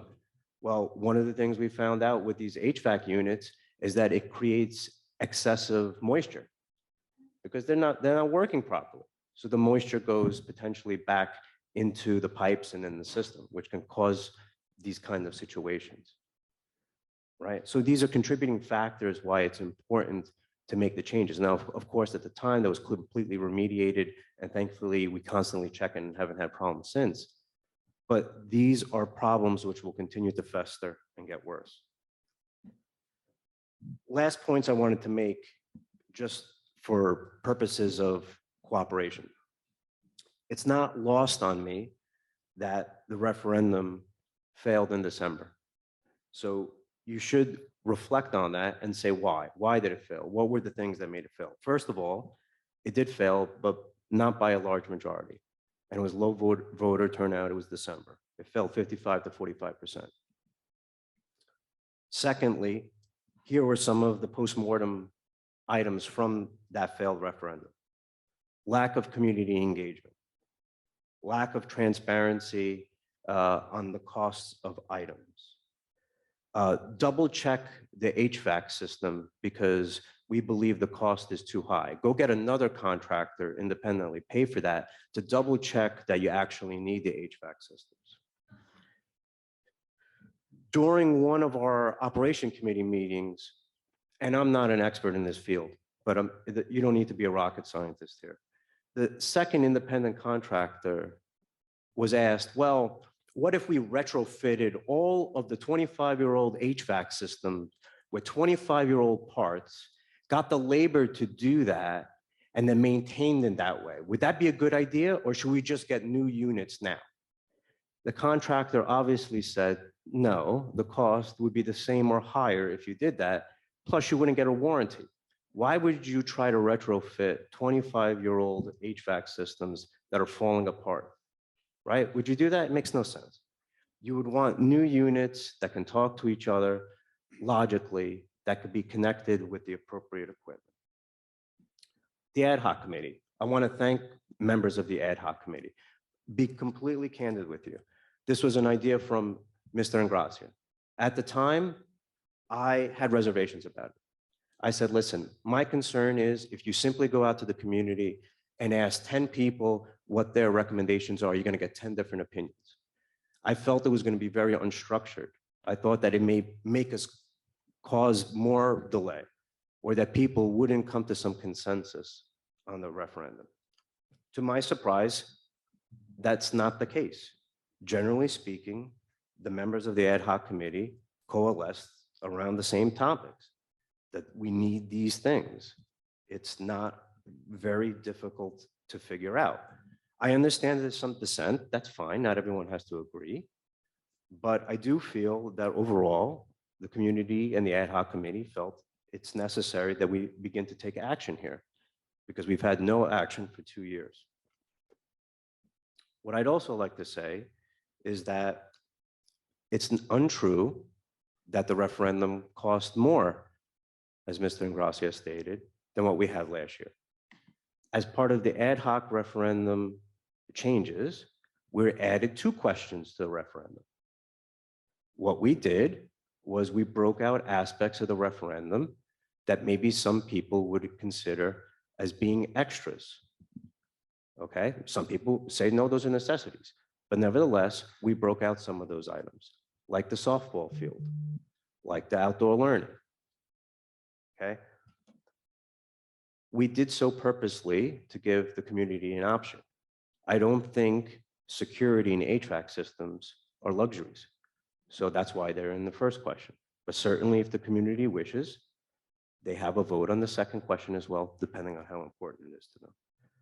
So in conclusion, I just want to say, I think it's about time that we take action. I appreciate everyone's efforts. I understand there are different voices and different opinions, but this ultimately benefits the entire community. So I'm 100% supportive of this. I was 2 years ago, I am now, and I will when the referendum ultimately comes up for a vote. Thank you.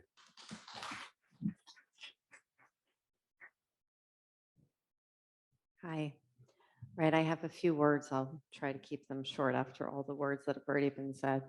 I supported last year's referendum. I support this year's referendum. And I knew when I ran for this seat 3 years ago that this district would need a referendum. Last year's referendum failed by 51 votes. That was not a landslide. It should be clear at this point that every vote counts. None of our problems identified in last year's referendum or this one have aged well. They have gotten progressively worse and have cost the taxpayers 100% of the cost to repair or replace our failing infrastructure. Out of our minimal operating budget, which is capped at a 2% tax levy yearly increase, This board agreed to hire additional professionals to provide recommendations to the board regarding the HVAC system. Those experts told us that we needed to replace our HVAC systems immediately. I support the guidance of the numerous professionals hired by the district and the recommendations from our community representatives on the referendum ad hoc in replacing major building systems which have exceeded their useful life. Prior to taking my seat on this board, the district had a very expensive mold issue at Bayberry, which was a result of the aging HVAC system. I've heard from parents about their children needing to wear coats in the classrooms in the winter and having fans run in the warmer months. This is Watchung. I find that to be unacceptable. I am in favor of creating healthy, well-ventilated learning environments with improved HVAC filtering systems in the way the Operations Committee has proposed and structured those projects for us today. I support investing in improved security of the buildings to keep our children safe and our staff, and enhancing facility accessibility for people with physical disabilities. I support updating technology infrastructure to complete the 21st century learning spaces. All of these will enhance student achievement in such places as the indoor learning commons, the outdoor learning commons, the art room, to provide our students with the technology and skills which will allow them to be competitive when entering the next stage of their educational careers. I fully support preparing our students for high school, college, and a lifetime of learning and working in a global community. I am voting yes because I don't want the taxpayers in our community, which includes every board member sitting here at this table, to pay 100% of these costs instead of using state aid like other districts do, which could save us almost 30%. I don't know about you, but I don't like paying full price. Our state tax dollars go to other districts to make their school districts better. Why aren't we utilizing that? I'm voting yes because I want to be fiscally responsible and increase student achievement. I'm voting yes for the children that attend our schools. I'm voting yes because I believe in supporting our public schools, which all of my children have attended and continue to attend. I'm voting yes because I support our administration's vision for the students attending our schools. And I'm voting yes because I don't feel our community should continue to pay 100% of the cost while subsidizing other districts' projects for their referendums when state aid is available. I'm voting yes because I want the children of Watchung to enter school buildings that are stimulating and culturally vibrant. I'm voting yes because I support our staff working in a healthy environment that boosts morale and creates inspiring instruction. And lastly, I'm voting yes because I understand that when we invest in schools, we're investing in the children of this community. Thank you.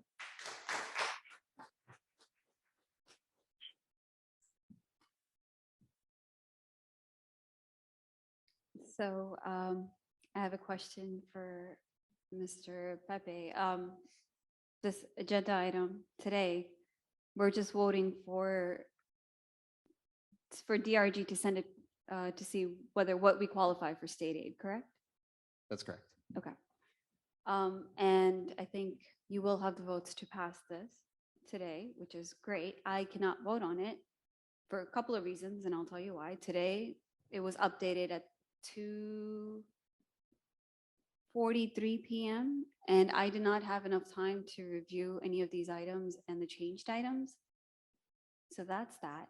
When we are talking about upgrades, I am fully in favor of that. I think our children do deserve the best. And when it comes to safety, I've brought this up many times. We've had an unfortunate event take place in an accident since the Bayberry playground was put in, unfortunately, on a county road. Valley View is off a county road as well. We have outdoor commons, and I've asked you multiple times, please reach out to the residents that are of the area. Please make sure that they're okay with the parking. Please just get their thoughts and opinions. I can tell you right now, when the county has kind of told the borough that what they should do is bring down, instead of trucks coming down Hillcrest, they should go down High Oaks and then come down through Sterling. Sterling is where our children pretty much will cross over onto getting into Valley, to come to Valley View. Unfortunately, that's not safe. So during 5 or 6 o'clock last week, I took it upon myself. I was walking down Sterling around a busy hour and with a stroller, and I can tell you how many people almost hit me. It's scary. That was not considered. So when we talk about safety, think about safety that comes with children that will come to learning commons, outdoor commons after school hours. It is important that area will be open. And I have brought it up to you that please ask the residents around. That's why I don't think at this time, the fact that I have not had enough time to review the material, the updated, I don't know what has Oh, been no, I was just updated. going to say that the questions that you asked, especially during the policy committee meeting, You I said you would believe take those were that. answered, and we asked if you had any more, and you had none, so. And that was the question I asked plenty of times. Have you asked? Right, and the- we've answered your question about And which is that. no, right? Okay. That's fine. And that's why I'm voting no, because that question was not asked to the surroundings for the second item. Thank you. I think your question had to deal with parking spaces. like to and go if back. that I've was asked that going to private- If I've that asked was that going to previously affect as the well. community, I've and asked that that was the previously. question that we answered. Right, and Amber. I've asked that previously as well. So Will the I gates be just closed? wanna- Will they not be closed? I just want to be honest about what we're That's saying fine. here, and the question you had asked us in I did. policy was about if the parking spaces were taken care of so that there wasn't parking in the neighborhoods to I affect asked the that last community year too, the members. same And we question. answered that Yes. question for you multiple times. That was the question you asked Okay. us. All right, I wasn't going to speak tonight. Really wasn't. But I heard the word taxes a lot. And so I want to get back to talking about the referendum, actually. Maybe people don't realize this, but when I joined the board, it's 3.5 years ago now, more than that. The bonds had just been paid off, right? So the bonds, by the way, let me just say something personal because, people are talking about how they love this district. Just about to the day 30 years ago, I bought a home in Watchung. And my oldest son, the next month, got on the Bayberry bus with his red apple, around his neck. He got married Friday. And my other 2 children went through these schools. They went through the high school too. And they all got married this summer. And I want the children nowadays to have the same environment they had. They had fantastic schools. They came home happy and smiling. They had new equipment. 3 years ago, I got on this board. The bonds had just been paid off. And this is why I just talk about taxes. And I'm going to get in trouble because, the lawyers tell me not to talk about taxes until we get all the calculations right and everything. But everybody's talking about taxes. The bonds went out over 20 years ago. They were paid off 3 years ago. We were paying $800 a year. And the board at that time did what Joe said we shouldn't do. They kicked the can down the road. They kicked the can down the road and they gave the people of Watchung a sugar high of, look, your taxes went down $800. Aren't we a great board of education? We're not going to raise your taxes. That's when you should have gone out with another referendum. Every dollar we've spent on capital improvements since then has been 100%. We're the suckers that pay state taxes for other school districts to have improvements. That's what we are. Now, last year's referendum, I don't know what it's going to turn out to be this year. Last year's referendum would have raised taxes by $300, less than $300 for the average. So you talk about $800, you talk about that going away, then you talk about, oh my God, taxes are going up $300. If you like really do the not so long-term math, they went down $500, right? In the meantime, we're spending all this money trying to fix stuff. Our kids are uncomfortable. They're in classrooms half the time where the ventilation doesn't work, and we keep talking and talking and talking and talking. I would think that we had a free ride for a bunch of years. Our kids didn't have a free ride, but the taxpayers did. They talk about a STEM lab, you talk about a playground. Those were all privately funded. We probably would have had $4 million more in this referendum if you wanted a STEM lab and you wanted a playground that wasn't paid for by a private citizen. So people ought to think about the big picture on taxes and what's happened over the last 4 years. You got a big tax reduction when you should have just fixed the stuff that was deteriorating. Now it's going to go back up a little, but it's still a lot less than you were paying. That's the real story. Thank you for listening.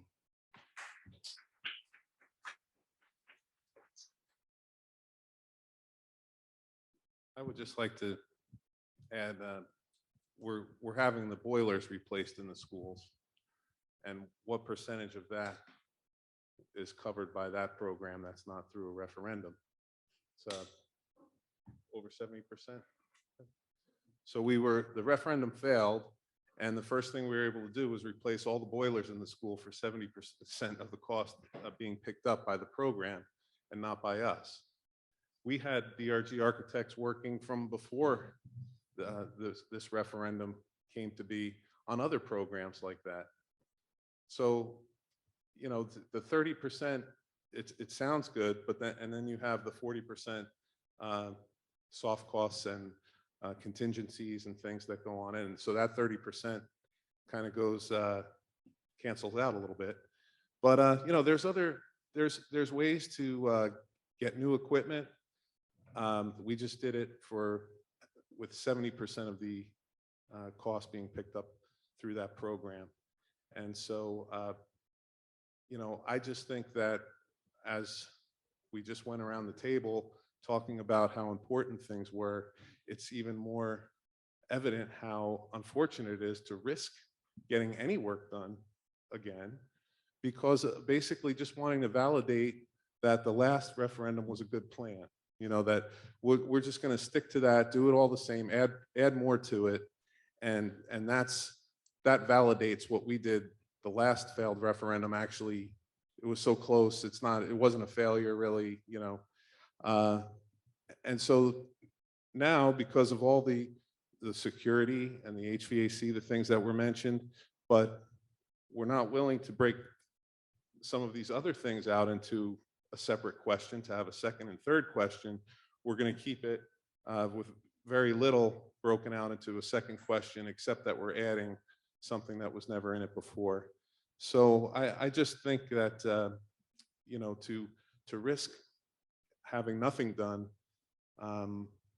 and to talk about the capital reserve and not budget anything to add to the capital reserve, you know, I abstained on the budget vote earlier this year. But there are things that if we can do like we did for the boilers, that 30% doesn't seem, you know, like the thing that we should think is the answer to all our problems. So I think that you know, we shouldn't risk a failure again by being so interested in validating the last referendum and making the same mistake. All of you have just had a chance to explain what you think is important, but you won't give the taxpayers and the citizens of Watchung the same opportunity until after we vote on this. It's being sent to the state, but there's very little room for any changes to be made after that. And so we're going to make the same mistake that we did the last referendum, not give the information before we vote, not get feedback before we vote. And so it's just very disappointing, and sorry that it's gone this way. I want to address that thing. So one, I can't completely disagree with you more again, Mr. Ingrassia. First, the boiler program was a PSE&G program that came out after the fact. So we didn't know about it 2 years ago when the referendum was being done. So it's nice to have, but it's a timing issue. If you don't know about something, you can't take advantage of it. It wasn't in existence in the first place. The second thing is, with regard to the community engagement and why the first referendum failed, the ad hoc committee was your idea. We support that. We got the community engagement. These are stakeholders, many of which sitting in the audience. So I thought that was the whole point of addressing some of the issues with the failed referendum, to get input. Now that the input has been provided, now you're having buyer's remorse, I believe, right? Because the community wants to actually fix the HVAC system. The community wants better security systems, right? So I don't understand the hesitation to support the ad hoc and what they've subscribed to, and to support the referendum. I appreciate the aspects that you mentioned about ensuring that numbers are accurate, ensuring that we're fiscally responsible, of course, to the community and taxpayers. We're all taxpayers. But I would say it's fiscally irresponsible to continue just to talk about this for years and expect things to get better. You know, analysis paralysis. We'll keep doing the analysis. We'll hire a third consultant. We'll ask somebody else. We could do this forever, and things will still continue to deteriorate. I don't think that's a good long-term plan, in my opinion. Well, I think that the consultant was mishandled, unfortunately. You know, we still only have a draft, actually. We didn't get the report that we were paying for. And, you know, we just disagree on what is our duty to the people of the town, I guess, on what it means to actually have consultation with them on these type of issues. And it has been frustrating to have people, you know, like Joe Barbella and Rich Buccarelli, where, you know, you bring up something just, well, you know, in my business, we round to the nearest billion. So, you know, it's something that we don't need to go. We just round to the nearest billion, you know, that we don't need to really look into these costs. You know, what, you want to talk about costs again? What, you know, it's that kind of attitude that I think has that really can is a roadmap to failure for the referendum and for you know, getting the most out of our expenditures. So it is unfortunate. That's disingenuous. We never shirked the idea of looking at costs. However, you want costs, these are estimates by default. You want perfect numbers for 2 years from now. And I understand the due diligence. We're all doing the due diligence. But it's improper to say that we're just saying, oh, just do the referendum like we did last time. We've had 8 months of analysis, and it doesn't seem like anything will satisfy you. Well, So I'm not looking we for just perfect agree to numbers. disagree. I understand. Oh, I'm not looking for perfect numbers, but having $1 million mistake in a $2 million line item. It was an estimate. And it was already in the last referendum, and it was about to be in this one. It was an estimate. That's just one example, you know, so. So if I could please have some time to make a comment. You know, I've heard a lot this evening from Mr. Ingrassia about community engagement and collaborating with our community. And Anthony, you said you would only support the new referendum this time if it were only done your way. And you said this That was multiple putting words times. in my mouth, Dory. I did not say You said that. this multiple times in front That's of not true. community members in our ad hoc, and ignoring the advice from professionals such as our bond counsel, architects, engineers, board counsel, and most importantly, the community representatives' recommendations. All untrue. Maybe you were unaware when you joined this board that we are here to listen to our community members and professionals, even the ones that we might not agree with, and work with our fellow board members, all of which I have yet to see you do. You only speak with community members and board members that agree with you, And that is only a small but vocal group of citizens. I please ask you to stop creating a false narrative and misinformation between the district and the community, all of which to settle personal grudges you have against members of this board.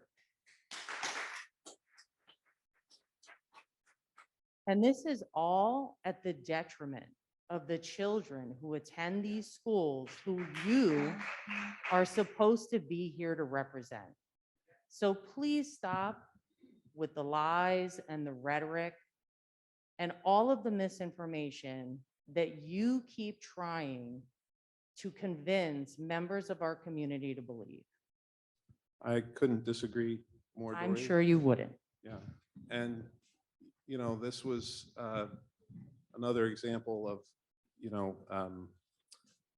one, your misinformation, your horrible leadership of this board, the roadmap to failure that you helped create the last time and are perpetuating this time, and vilifying when someone asks a question of a consultant to get more information, to vilify them, to try to say that they don't care because their students aren't in the school at this particular time. Those were the kind of tactics that you used to try to silence dissent. And I think that that is throughout more than just the operations committee and more than just this referendum.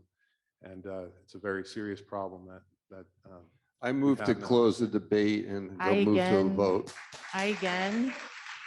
You just proved my point about your grudges, and I respectfully disagree with everything you said. And let's move to a roll call, please. Mr. Barbella, Yes. Mr. Buccarelli, Yes, and get your community friends to vote the same way. Mr. Ingracia, Yes on C1, C2, C3, C4, C5, C6, no on C7.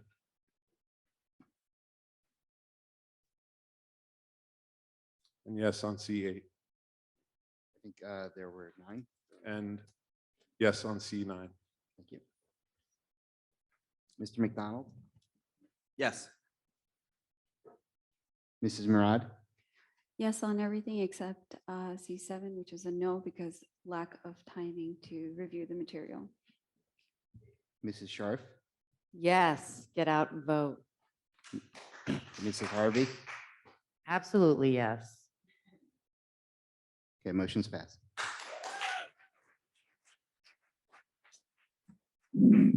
Jen, can you please move curriculum items? Yep. D1, approve 2022, 2023 field trips. D2, adopt curricula. D3, approve textbooks. That's it. Is there a second? Second. Discussion? Yes, I would recommend taking out the social studies curriculum just because it mentions comprehensive health and physical education curriculum on that, and then personal and mental health, social and sexual health on it until the parents have an opportunity to review it. Roll call, please. I'm sorry, I also want to explain why I will be voting no on the adoption D2 of curriculum. And this is something that I don't understand. For the record, I don't agree with the board's approach to the new health and sex ed curriculum. There is also what appears to be an We're error. not voting on that this evening. What's that? I know. But there also appears to be an error in the social studies curriculum where there's been health or a purposeful change of putting the health curriculum into the social studies curriculum. Is everyone aware of that? Has everyone reviewed the social studies curriculum and see that it's actually has a label within it that, that has It added meets the the health. standards of that policy that we passed. So I'm sorry, Amber, what's that? it meets the standards, state standards for sexual ed, and it's in there in the policy that we passed, I think it was 2422. So I would recommend taking it out once again until parents have an opportunity to review it.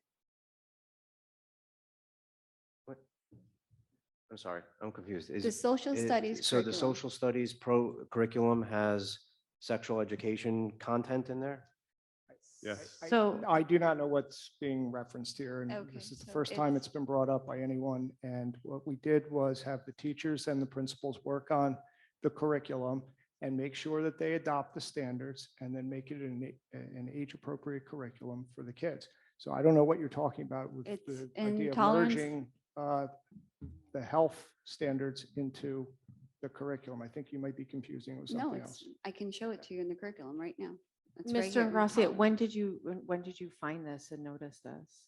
Well, after the curriculum was just, basically with no explanation of what changes were being made, what was being adopted, what was required, what was, otherwise thought an important change, there was a large folder of these documents, which I began going through. And it was during that study only recently that I saw that there was, at first looked like a misprint. And then I realized that, maybe it's not, because it Was seemed it like everyone- prior to this evening? Not long before, not So long like before. 5 o'clock or like 4 o'clock or like yesterday? Because I'm the chair of that committee and you could have Yeah. emailed me. I was traveling this weekend and I found time to read it all and I didn't see it. But if you were a collaborative board member, you would have sent me an email and said, Jen, take a look at this. Well, I don't know what the obsession is with having every discussion behind closed doors. We have a forum here to There's discuss. no It's closed not that doors. it's an It's a obsession, committee. it's to be efficient, Well, all right. because this is not efficient. This is what it is. Uh, Why no, do you the- have? The you're- other thing, you're I mean, about to and vote. Should I'm on the would it be better curriculum if I just committee with had everyone Jen as vote on well. something? And The I would just question like to is, say there's that to something on the wait curriculum. until a board meeting, when this was provided to board members in advance, it's grandstanding and it's just, we're running And you know for what? If things. it's And that's here, what this turns into for most As I of you. said So, previously, I mean, that the I fact thank that you the for two of taking you it out. decide to wait until our board meeting to discuss this, and again, not do your job as board members and collaborate with the rest of us and work within a committee, it's just odd. This is what we constantly see I at did our not get a meetings with the response two to of my you, that earlier you question keep on Monday. just bringing these things Okay, up. until as 6:21 like PM, right? Sensationalism. Wait. Until 6:21 PM, Right. because people have lives. Okay, And so I'm do sorry, I. that question that you But- asked me had nothing to do with this. It had physical education and yes. But and it then had said- nothing to do with the social studies, Ms. Okay, and Marat. at that time, that was the curriculum that I was reviewing. I only had 3 days before that. I had an opportunity to ask you anything. I'm not going to sit here and look through every single item. Like you said, I have a life as well. I I say am to you- I going had through the the floor, items. Dory. I had the floor and you interrupted, which is not uncommon at all. Right. And I'm glad you want to accuse me of operating by personal grudges. I have the floor, Dory. I understand, I but have when the you floor. keep continuing to No. state misinformation, that needs to be corrected, Mr. This is very Ingrassia, whether common. you like it or not. Whether it's an ad hoc committee, an operations committee meeting, when we have consultants, people that we're paying for their input, and I ask a question, I usually don't even get through the first question before Dory, Rich Buccarelli, Joe Barbella start shouting over me constantly. And this is what, and then I'm the one not working with the committee. This is what happens almost every single time. It happened with our bond counsel and our DRG architects, when I said, guys, my first question is just, have you ever recommended to a school board that when a referendum fails, that you go out at a higher number and add things to it? Can we And stay they- focused on and they shouted me what out. we're So talking here, about? I'm here. We're not all I'm talking about saying the is- referendum All anymore. right, all I'm saying is there is what is being called the social studies curriculum here. It's Not a big packet, actually, but it's multi-page. And For which school? this is elementary school. It says grade 3, social studies. And then when you get all the way to the bottom of this multi-stage thing, it has this, it says grade 3, but then you get to, and it says grade 5, end of grade 5, personal and mental health, social and sexual health. All individuals should feel welcome and included. And this is what's in the social studies curriculum right now. So it's not my fault for finding it late and bringing it up to tell you why I'm going to vote no on it. And you've just provided a great example of why it's so difficult to move forward. And that's referred to as stalling a referendum. That's the So, kind of thing that's been I would just like behind to closed say doors, and- what I've been dealing And with remind board quite often. members that when we're dealing with curriculum, it is not our place to tell the professionals such as the administrators and teachers how to handle the curriculum. It is our place to make sure that we have the state standards in the curriculum. We can make suggestions, we can offer, advice, but after speaking with Gwen Thornton, our New Jersey School Boards Association rep, it is not our place to dictate to our administrators what needs to go into a curriculum. I personally trust the teachers in our district, and I trust that they are going to teach age-appropriate curriculum to all of our children. There is no teacher that I know as a professional teacher who wants to have any of the conversations that the two of you are possibly insinuating with students. That is not the case. And I trust that our administration has looked through the curriculum. We have all looked through the curriculum. I really am just, I'm just gonna say it again, like, I just feel this is just you, both of you, bringing in national politics. It's where- right where here it's in the not- curriculum. Yes, Amber. I Yes. don't- Is it a So I'll- mistake or intentional? That's really my first question. And as I'm explaining why I'm voting no. And it's very interesting that you bring up the NJSBA, who we pay thousands of dollars to for each year for their advice. And the NJSBA and its member boards of education believe that parents are most important partners in education, and we welcome parent input and communication. In fact, state regulations require boards to encourage feedback from the community as per NJAC 6A:8-3.1, which states district boards of education shall encourage the active involvement of representatives from the community, businesses, industry, labor, and higher education in the development of educational programs aligned with NJSLS. We're not doing that. I have- am not saying that we should not hear from our community. What I'm saying is our role as board All right, members. look what That's Chatham's what doing. I'm explaining Would you look at to the you, article in Mr. the patch about Ingrassia. what Chatham's doing? Look what Bernard's Township is doing. Look what Tom's River has Wow, done. it sounds like you did a lot of research. Yes. Yet you never collaborated with any of your board members as usual. Yeah. Any other because board look members? at I've look what been you consider asking- this is collaboration for you, is to accuse someone of Respectfully, having guys, a can we stay grudge. on target No. here? What are we Yes. doing? We're So talking I about the wanna- curriculum, Joe. So- We're so talking about the curriculum. You're honestly raising this now? Yeah, You because just we're came not up doing with it. You- anything. You individually came up with it on your own right now. Oh, but we can't, if you You just talk to a individually, board just- member, So it's everyone so else- bad. Coincidentally, you both saw the same thing at the end of a curriculum for right prior to the vote. No, I've been reading If about we Chatham, need- if I've we been reading need- about if Berners we We need Township. to Review all of address it with the superintendent. We can ask him if that has anything to do with the sex ed curriculum, and then it could be tabled.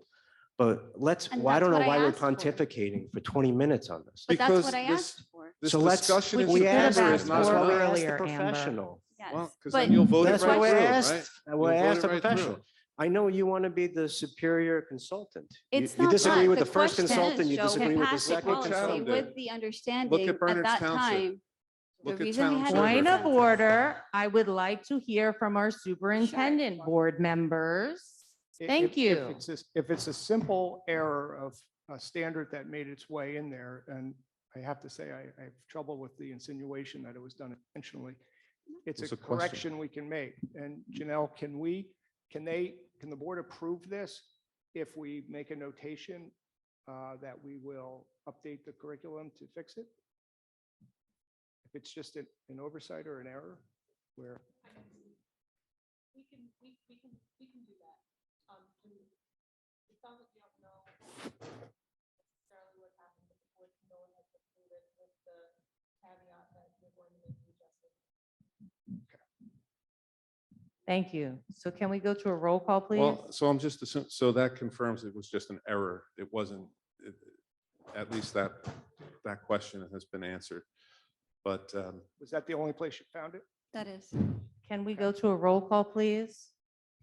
Mr. Barbella, Yes, caveat that it's validated, corrected.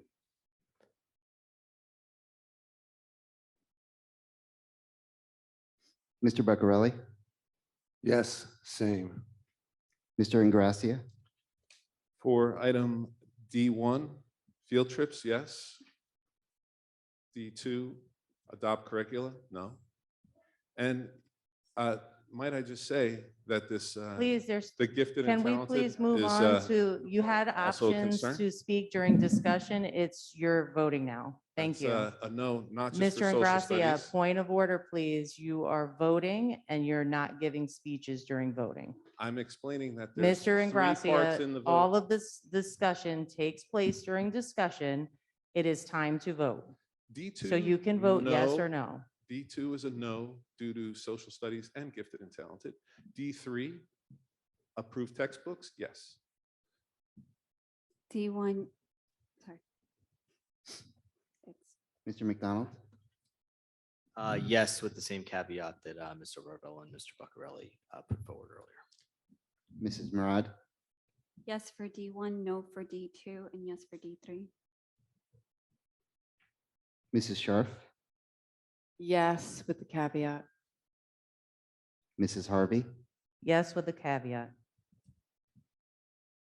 Okay, D2 passes 5-2, D1 and 3 pass 7-0. Joe, can you please move policy item? Sure. Move policy E1, approve policies for first reading. E2, approve policies and regulations for second reading and adoption. Is there a second? Second. Any discussion? Roll call, please. Mr. Barbella, Yes. Mr. Beccarelli, Yes. Mr. Ingracia, Yes. Mr. McDonald, Yes. Mrs. Murad, Yes. Mrs. Scharf, Yes. Mrs. Harvey. Yes. Motions pass. Amber, can you please move under board business, item A? I move board goals and action plans. Is there a second? Second. Any discussion? Roll call, please. Mr. Barbella. Yes. Mr. Beccarelli, Yes. Mr. Ingracia, Yes. Mr. McDonald, Yes. Mrs. Murad, Yes, sorry. Mrs. Scharf, Yes.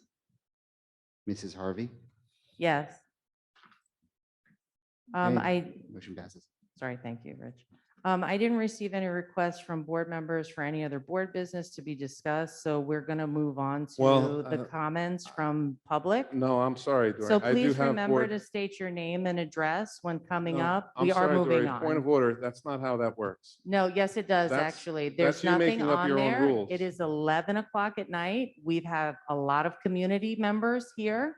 If you would like to have something under board business, Mr. Ingracia, you are told in advance that you can provide that to me ahead of time. You did not.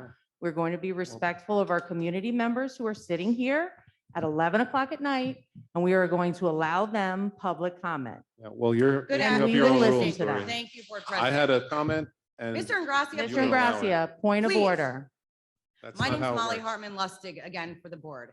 I live at 140 Oak Ridge Lane. Your conduct tonight, Mr. Ingracia, is appalling. And quite frankly, this is the first time I've met you. I don't know much about you. But the way you get up here, grandstanding, not very clearly collaborating with your other board members, because it's evident. It's evident in everything you say. It's evident in the way you carry yourself with your arrogant point of view in a district where you don't even send your own children. I get you on taxes. You're a resident, okay? You don't want to pay any more money. I got you. But on curriculum, how dare you? You don't send your kids here. You don't get to make those decisions. And quite frankly, I don't want to hear your voice when it comes to that. You don't represent my opinion as someone who lives in this town and sends my kids to this school. That's up to the educators who we put our trust in. No one wants to hear your business. And quite frankly, I look at the rest of this board. I look at the heart and passion and care that they put into their positions, which is evident in the comments that they make and the way that they deal with one another. And you're not aligned with them. You're divisive just to be divisive. And it's unacceptable. And I hope that the next time you are up for election, that you are not in this seat. Thank you. Thank you. Any other comments from members of the public? Again, please remember to state your name and address. Hey, everyone. Adam Kraft, 7 Livingston Ave, Warren, New Jersey, unfortunately. Otherwise, I'd be sitting up there with you. Quick back of the envelope math, something that Rich said made me think. So you've had $800 in savings on average over the last 3 years. It'll be 4 probably by the time we get the bond. So that's $3,200 divided by that $270 that it's going to cost you. That's 12 years of funding. You just saved enough money from the previous bond expiring, enough to fund it for 12 years, which for some of you might even outlast how long you're in Watchung. So in case anyone's worried about the money, we invest in our schools because we want the best for our children, and how do we get the best for our children? We get the best teachers, we get the best administrators, we get the best environment for them to learn in. What administrators and teachers want to come work here and stay here if we don't show that we want to invest in them? We are blessed that Mr. Alexis is here.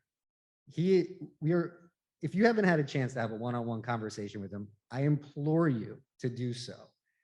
He is here because he cares about this community, because he grew up in this community. He also happens to be brilliant.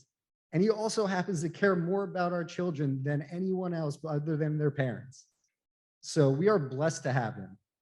My fear is that if we don't invest in the schools, or that our residents continue to attack his integrity in public, we may lose him. And that would be a travesty for this school district. You want to talk about test scores and gifted and talented programs. Look at what it was before we had him and before he brought in Mrs. Kidd and Miss Fickner. We did not have a full-time superintendent for a while. We also didn't have a full-time administrator. So you want to get all into sorts of things with finances and the board and not renewing there's a lot of reasons we're here today, but it's not because of those.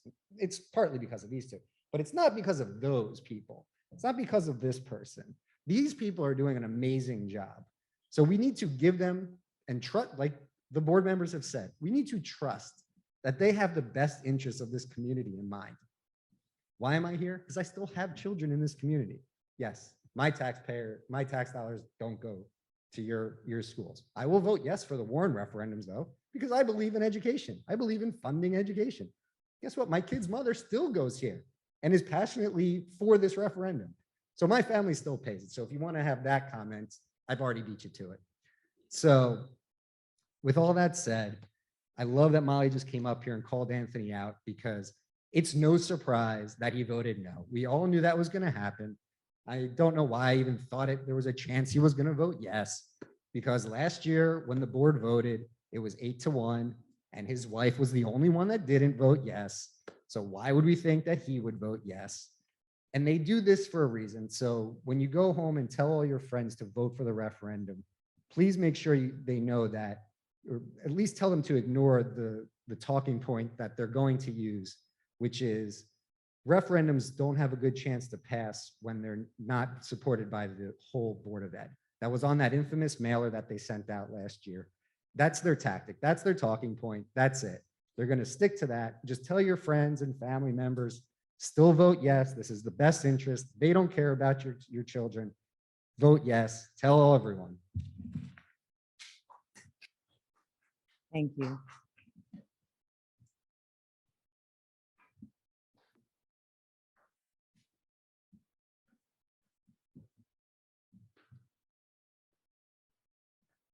Good evening. I'm like a bad penny, I'm back again, Hans Jewett from Elsinore Drive.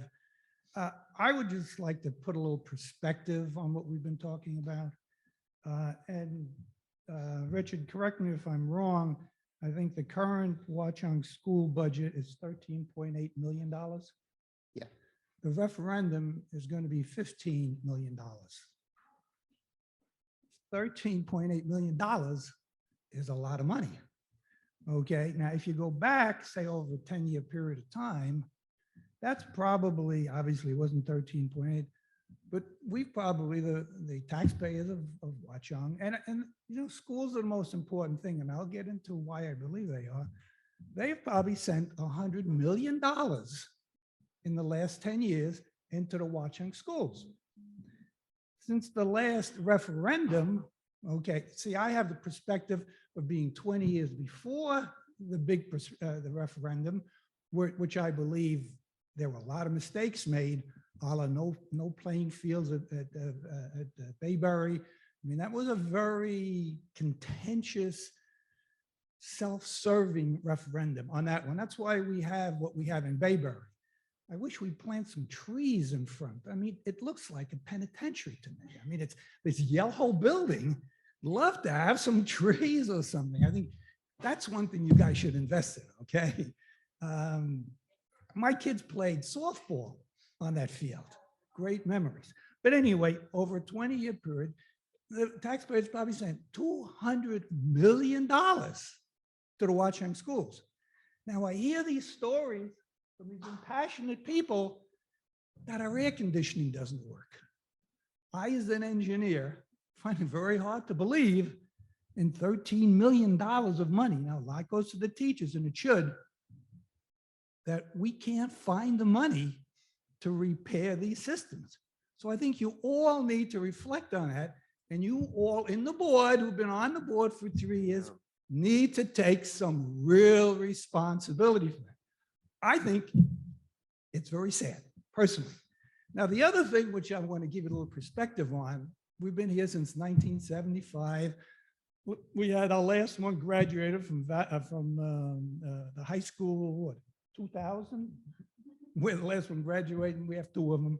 One's a lawyer, one designs cars. Did very well academically. When we moved to Watchung, it was great because the schools were great. That was 20 years before the big last referendum. I think if you go back, you might find that Watchung, same thing with Watchung Regional, they probably ranked in the top 25. The Watchung schools themselves, people would kill to get into. Doesn't seem to be the same way. So we spent $25 million to fix this school and the other school. We spent probably $75 or $100 million to fix the high school. And our scores are very poor compared to where they were before we spent all of this money. So this panacea that we're going to spend this money and these schools are going to be great, it ain't going to happen, folks. It doesn't happen. It happens with hard work. It happens with accountability. It happens by looking at the line items. Okay, I don't know about you folks, what you voted on, but I really have a problem when in this referendum, there's 8 bathrooms with an average cost of $107,000 a bathroom. You know what it reminds me of? Remember about 20 years ago when they had this big stink in the Pentagon about the $500 toilet seat? I hope we can get a $500 toilet seat and it's $107,000. I think we need to be financially responsible. I think we need to support the schools. I think we need to use, and I don't think we're underfunding our schools compared to Milburn and anybody else. We need to use that $13.8 million wisely to fix those air conditioning units now, not for a referendum. Referendums aren't meant to keep air conditioning systems running right. And then we need to spend the appropriate money. There's no question we need a new building control system. There's no question we probably need some things in security. There's no question that we need to spend money. But being on the, on the ad hoc committee, we never talked about what anything costs. The people in Watchung voted this down because of costs. If somebody asked me, what do you think? I can't tell them anything. I can say, I see a lot of numbers I scratch my heads on. I think that's what we need to do. We need to look at where we're spending our current money and where we want to spend our future money. Thank you very much. That's 45 years of, it's bad to be around that long. Well, maybe it's good. I don't know. Thank you. I just wanted to give I didn't know if our superintendent wanted the opportunity to address just the multiple comments of low test scores.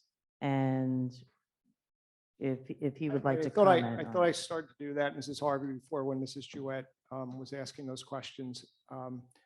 But the one thing I do have to clarify for Mr. Jewett, and we've spoken about this before, the only time the high school was ranked in the top 20 was in 2016, and they were 11 in the state. And I remember that. I have firsthand experience with that. Yeah, no, it was. So, yeah, exactly. So I don't know what to say about the test scores other than, we have test scores from 2017, 2018, and I know there was some criticisms of those scores. I think people should look at those scores and compare them to other districts because they're not, they were not bad scores. But we have not had the benefit of these scores, and we've been reporting every kind of data-informed instructional assessment that we have through our iReady program. We shared the Start Strong assessments last year. We're going to be giving those assessments again as a state requirement. And we will be reporting our state assessment scores at the appropriate time, which is typically early November for the test results that were taken, test results that we received based on the administration last spring. Thank you. Mr. Jewett, if you have another comment, you can come up to the podium. Just because if anyone's watching live streaming, they might not be able to hear you. My comments were really dressed upon what people who are going to buy a house. They're not going to look at your score, our scores, okay? They're going to look at U.S. News, U.S. World News Report, First Student, or, they're on the internet. I think, where were we now? 80th or something out of the top schools in New Jersey? I don't recall the last time they did. Okay, yeah, I think I've got it. I'm working off the previous New Jersey monthly rankings, which were always looked at by everyone in the state. And my point was that, when you mentioned that the high school was ranked in the top 20 back in the early 2000s, I don't remember that. Right. I remember that we were ranked number 11 in 2016. Yeah, right. But I'm looking at what people are looking at. People are going to buy a house. They're going to look at U.S. News and World Report, and we just ain't there. Okay, I'm going to go to Milburn. I'm going to go to a lot of other places. I'm going to spend some money. The Livingstons and places like that. And my point is, spending money unwisely, okay, is not the way to go. I think where we need to spend the money, we got to spend the money. And that's with the current 13 billion, 13.8 million, and with this budget. That's all I say. And I think we need to share that kind of facts with the residents in Watchung. I don't think they're really pretty happy right now about the information that they're getting about the referendums, about where the kids are and things of that nature. And I think we need to pick that up. 45 years is a long time to have seen where we've been in the referendums we've been through. Just an example, like on the high school, I wrote letters when they spent that 45 or 50 million. To me, that school there should have been two schools. Schools around 13, 1,400 kids. You look at all the top schools, virtually none of them are over 2,000 kids. But those are decisions that are made. Decisions that are made. Thank you.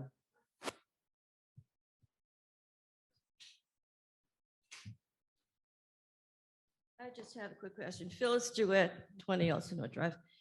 The curriculum, can we see that online?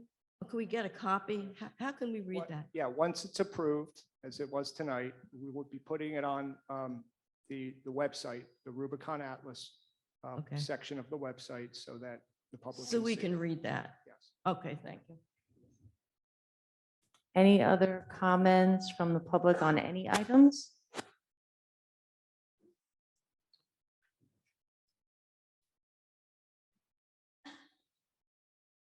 Lisa Kraft, 63 Hyde Ford Drive.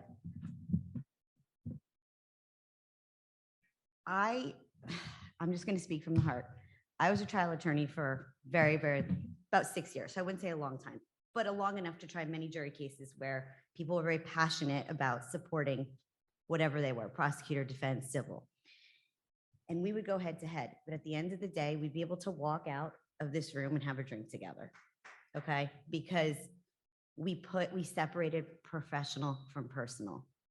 What I saw here tonight really upset me as a mom of 2 young children who loves this town very much. And so to anyone who's still out there listening that's staying up this late, I beg of you that when voting comes, really, really educate yourself about the folks who are running. Are they running because they have the interests of our children at heart? Or are they running because this is a stepping stone for something else political, or because they want to politicize something that shouldn't be politicized? This is about our children, period, paragraph. And I just hope that in the future, we see more alignment and more collaboration across the board, because I do believe that every single one of you in your heart of hearts really does want what's best for this town. And if we could just put aside whatever personal grudges, and I don't know if there are any, but whatever there are, put them aside for the sake of our children. That's all. And just thank you again for your service. Thank you. Any other comments from community members on any item? Okay, can I have a motion to adjourn? So moved. A second? Any discussion? I think that now that everyone from the public has had a chance to talk, that we should be able to cover some board business since it was removed Adjourned. unilaterally. We're still I'm in going to discussion. end the discussion because I already addressed that. And if you would like to have make the something rules. under board business, you can provide it in advance. All in favor, say aye. Discussion on what was Aye. voted on today. Any opposed? Thank you for joining us this evening. This meeting is adjourned.